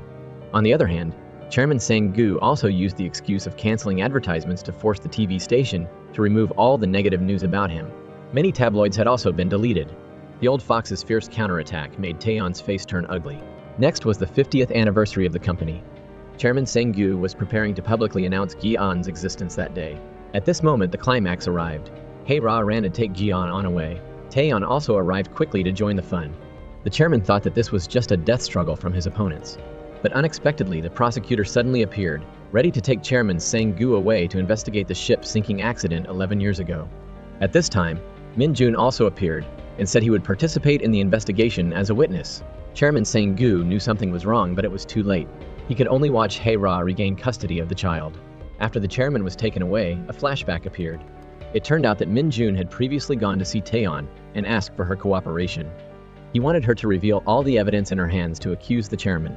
Taeyeon originally didn't trust Min Jun, but then Hae-ra suddenly appeared and expressed her feelings for Gi-yeon. She said there were two reasons why the chairman should die. First, Hae-ra could get Gi-yeon back, and second, Taeyeon wouldn't have to worry that the chairman would announce Gi-yeon's existence and claim inheritance rights. This ensured cooperation between the parties. But that being said, seeing the chairman being taken away, Taeyeon's heart turned black, and she wanted to keep Gi-yeon with her to monitor him. Naturally, Hae-ra couldn't compromise. She warned Taeyeon that if she caused trouble now, she would only expose Gi-yeon's identity. By then, Taeyeon would lose everything. Seeing Hae-ra's sharp words, Taeyeon just smiled coldly. Next, let's recall a flashback. Ma-yeon was in a panic, calling her brother from a phone booth to say she was safe. This was after the ship sinking accident. Min Jun learned that his sister was safe and breathed a sigh of relief. As Ma-yeon hung up the phone and prepared to find her brother to reunite, a young man wearing leather shoes came to her. The boss arranged for the thug to throw Ma-yeon into the sea, creating the scene that she had died in the ship sinking accident. Next, Min Jun ran to the train ticket counter and tried to call from there, finding that the number was incorrect. He vaguely remembered hearing the engine noise of the ship when he answered the phone, so Min Jun went to the phone booth near the pier. As a result, the number there was correct. Looking at the mysterious and cold vast sea, a sense of disorder surged within Min Jun. Back to the scene of Sang-gu being taken away, Taeyeon and Hae-ra started to fight over Gi-yeon. Taeyeon pointed out that Hae-ra had felt guilty for embarrassing Lee Hyo and wanted to make amends by taking Gi-yeon back. Taeyeon said that the senior-junior relationship between Mi-yeon and Hae-ra was worth mocking. Hae-ra, not willing to be weak, fired back at Taeyeon and her father, saying that their deep hatred was the epitome of irony. Taeyeon was surprisingly calm during the battle with Hae-ra. She immediately contacted the TV announcer, taking advantage of the situation and saying that Hae-ra would also take this opportunity to bite Chairman Sang-gu. After hanging up the phone, the TV announcer felt extremely uncomfortable. Earlier, Taeyeon had cooperated with her and Hae-ra to use public opinion to attack Chairman Sang-gu. She had taken the lead to attack Hae-ra in order to win favor, but unexpectedly, Hae-ra was a veteran. Just a few sentences made her feel ashamed. This fight forced everyone to reveal their sharpest side. Next, the old case was reopened. The TV announcer and Hae-ra used traditional and modern media to point out the suspicious points of the ship sinking 11 years ago. On Hae-ra's side, she knew the testimony of the demolition workers that year well. They wanted to investigate the truth behind the ship not being allowed to be demolished, but the relevant departments had turned a blind eye at that time. The ship demolition workers even said that a man from Seoul had paid a large sum of money for them to quickly demolish the ship. At this time, Chairman Sang-gu, under accusation, told Min Jun not to be angry at him for Mi-yeon's sake. Ma-yeon didn't have an accident on the ship. After the accident happened, Min Jun received a call from Mi-yeon, so he naturally knew that she didn't board the ship. But the chairman's attitude made him angry. There were many innocent people on that ship, just like Ma-yeon. After the incident, each victim left behind a heartbroken family. The chairman didn't show any remorse, only avoiding responsibility and satisfying his desire for rapid expansion. Chairman Sang-gu suddenly smiled and sarcastically said that Min Jun, who always thought about everyone's feelings, would never be able to accomplish great things. Min Jun also smiled and replied, "Just wait. Wait for the statistics and the fines you love most. Wait for the rest of your life in prison." After being angry with Chairman Sang-gu, Min Jun went to find his secretary. According to the demolition workers' memories, the secretary was the one who paid the large sum of money for them to quickly demolish the ship. At the same time, Min Jun also investigated and found out that the secretary had accused Do-yoon of spreading false information. Min Jun suddenly hinted, "I'm well aware that this evidence can be handed over to the prosecutor at any time." Back in the office, Min Jun told everyone that Do-yoon could be released tomorrow after he took action. But because he had to go to the prosecutor's office, he could only ask Hyun Sung and Yoon Hae to pick him up. Finally, Min Jun felt uncomfortable staying, so he prepared to leave, but Ji-yeon pulled him to stay and eat pizza. Seeing his sister's child, he finally smiled. The next day, Min Jun gave the prosecutor a complaint file from the insurance planners against Chairman Sang-gu's insurance company. The two prepared to continue putting pressure on that old fox to surrender. But strangely, Chairman Sang-gu just looked at his watch, as if he was waiting for something and refused to open his mouth. At the same time, the secretary called the congressman. Meanwhile, Taeyeon was suppressing power within the company, trying to save her father. She warned everyone that they could only shift all the blame onto the chairman to minimize the company's and shareholders' losses. Faced with Taeyeon's strong words, the former shareholders softened. Then, Taeyeon met with the TV announcer. The negative opinions about the chairman were already abundant.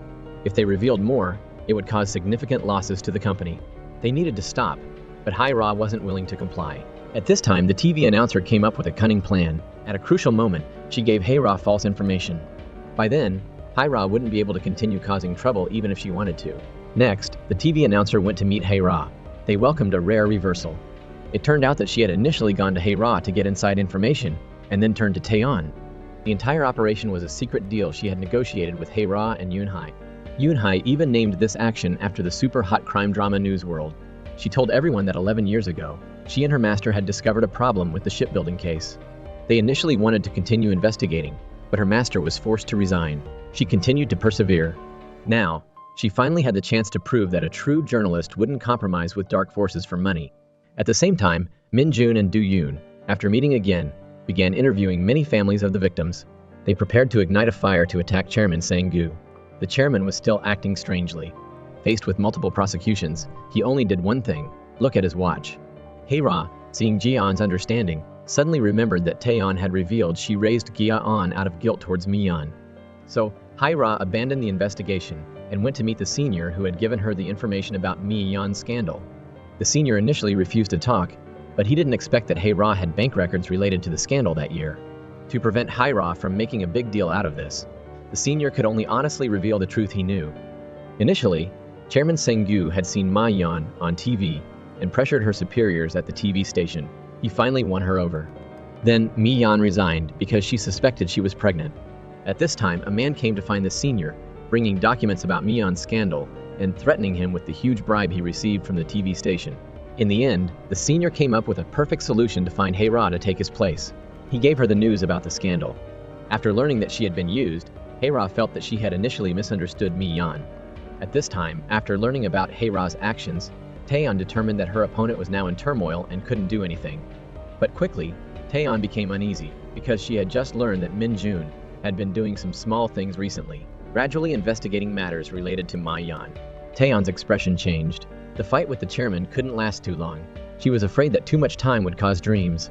Thinking about this, she immediately went to see her father. Unexpectedly, the chairman looked more confident and scarier than before. Today was his mother's death anniversary.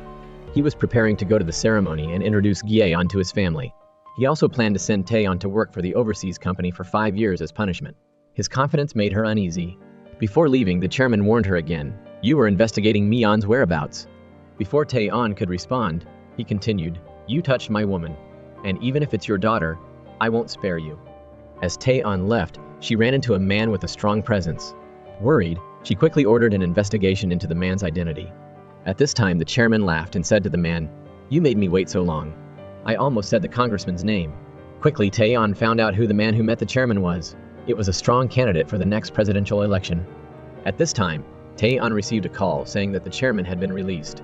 Taeyeon, with an ugly expression, ordered her people to quickly find a way to contact the congressman. Unexpectedly, something happened. The boss woke up. Taeyeon, with no choice, could only send someone to deal with him first. Min-jun was quick to act. He learned that the boss had woken up. When he arrived, it was too late. Taeyeon's people had already taken action. Min-jun questioned the boss about his sister's whereabouts before he was taken to the hospital. The other party tried to say that Taeyeon told him to do it. He also wanted to tell Min-jun to find someone but couldn't say it. Then, Min-jun received another bad piece of news, and he burst into tears. Taeyeon, although successful in dealing with the boss, still couldn't get in touch with the congressman. She also learned that the chairman had sought connections to investigate Mi-yeon's disappearance as a murder case. Taeyeon was shocked to hear this. The news reported that this morning, workers who were draining water for a coastal renovation project discovered more than a dozen skeletons and personal belongings of suspected victims.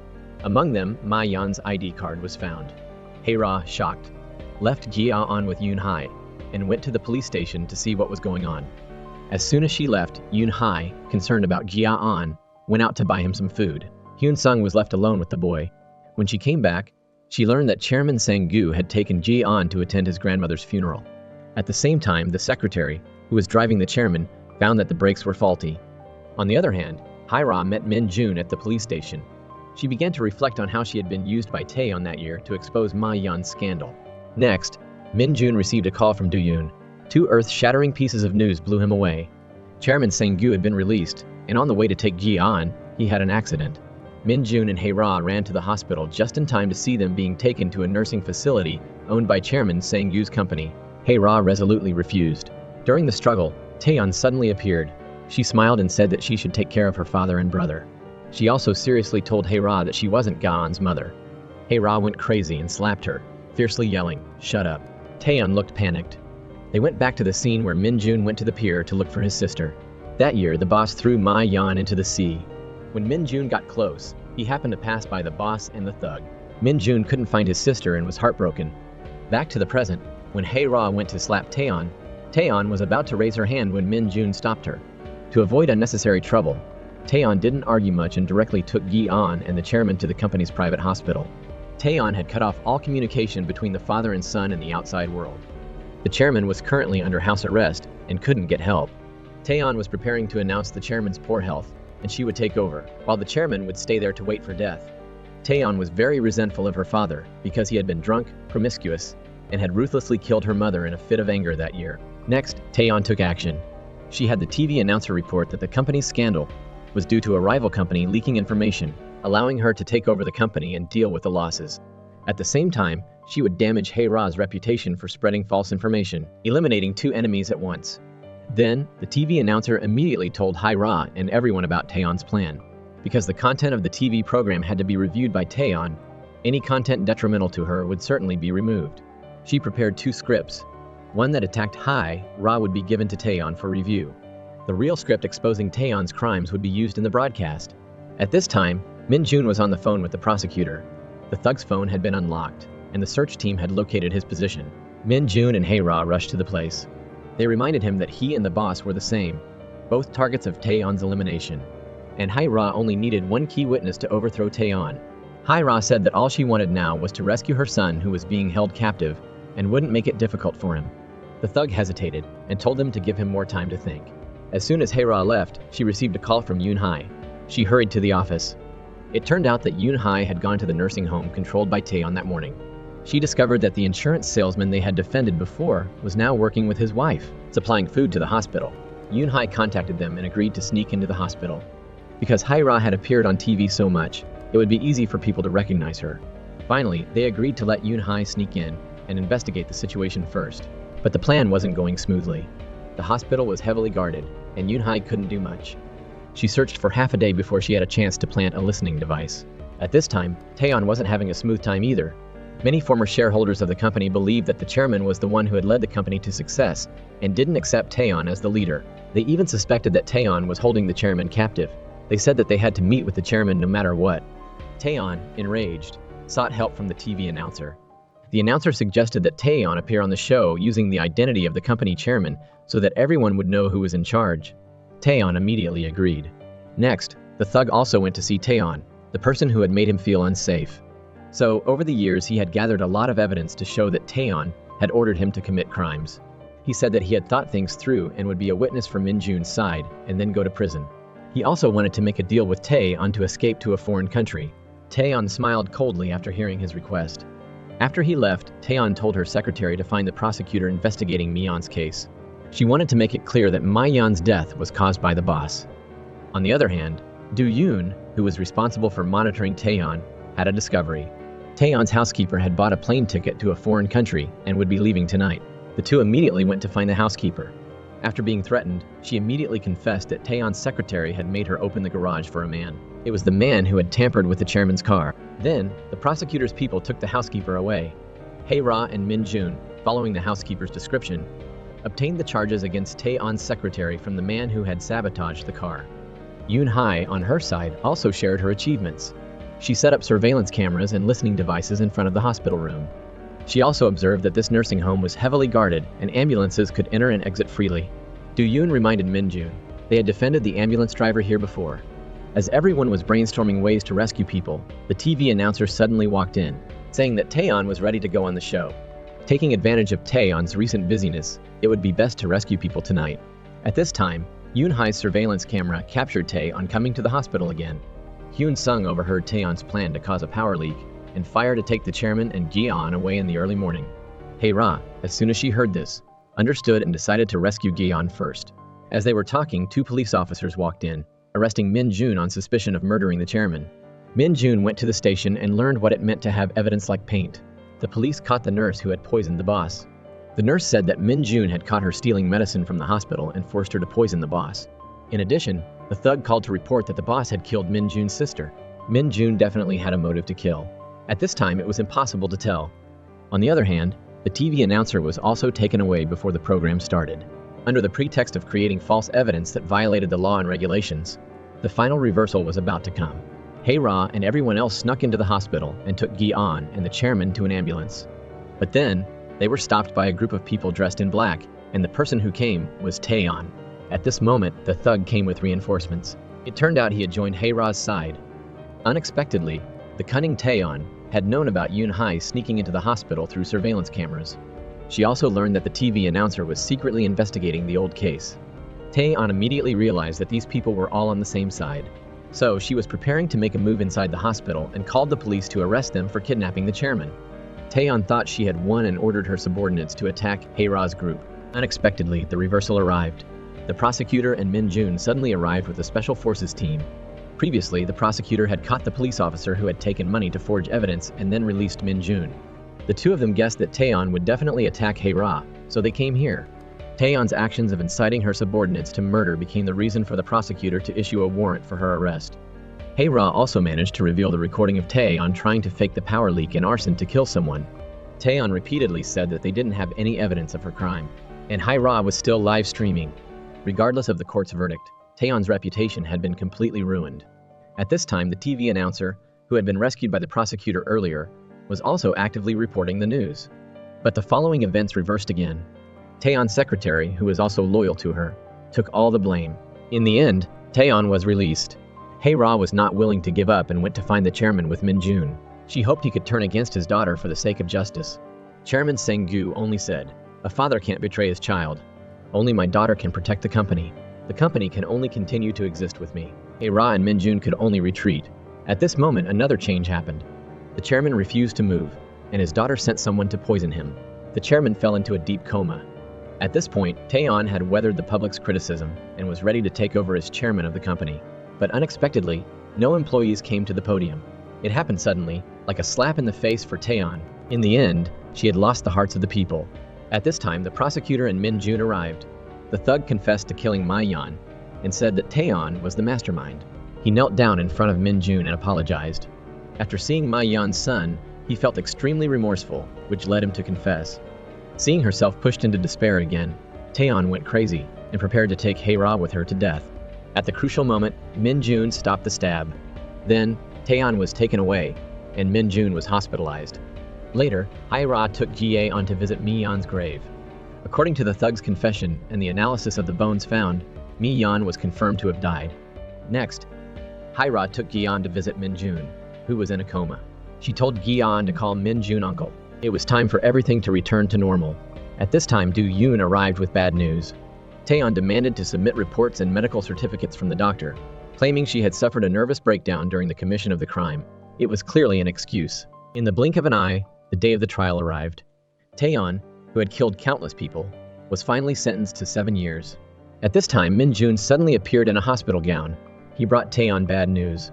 Earlier, the chairman had transferred his shares to Gi-yeon. Now, Taeyeon was in prison. The chairman was in a coma, and Min-jun was Ga-eun's only normal family member, becoming his guardian. He would use Gi-yeon's power to call an emergency shareholder management meeting to dismiss Taeyeon's position. All of Taeyeon's hard work would be in vain. Taeyeon completely collapsed, pretending to be mentally ill, and eventually, she truly became mentally ill. The ending showed Yoon-hae preparing to travel the world for 2 years.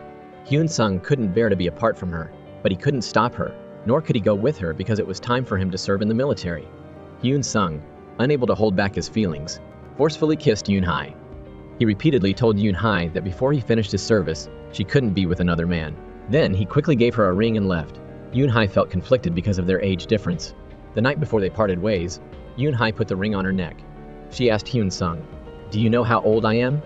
Hyun-sung hugged Yoon-hae and kissed her before saying, "Age doesn't matter. No one can replace you." The lovers eventually belonged to each other. Everyone gathered together, preparing to spend time together before parting ways. Ra hadn't had a case for a while, but now she received a request. A kindergarten teacher accused a parent. In the blink of an eye, everyone was possessed by the god of justice, ready to fight against evil. The show ends here. Thanks for watching. Don't forget to like and subscribe to our channel to watch more great shows. Goodbye and see you next time.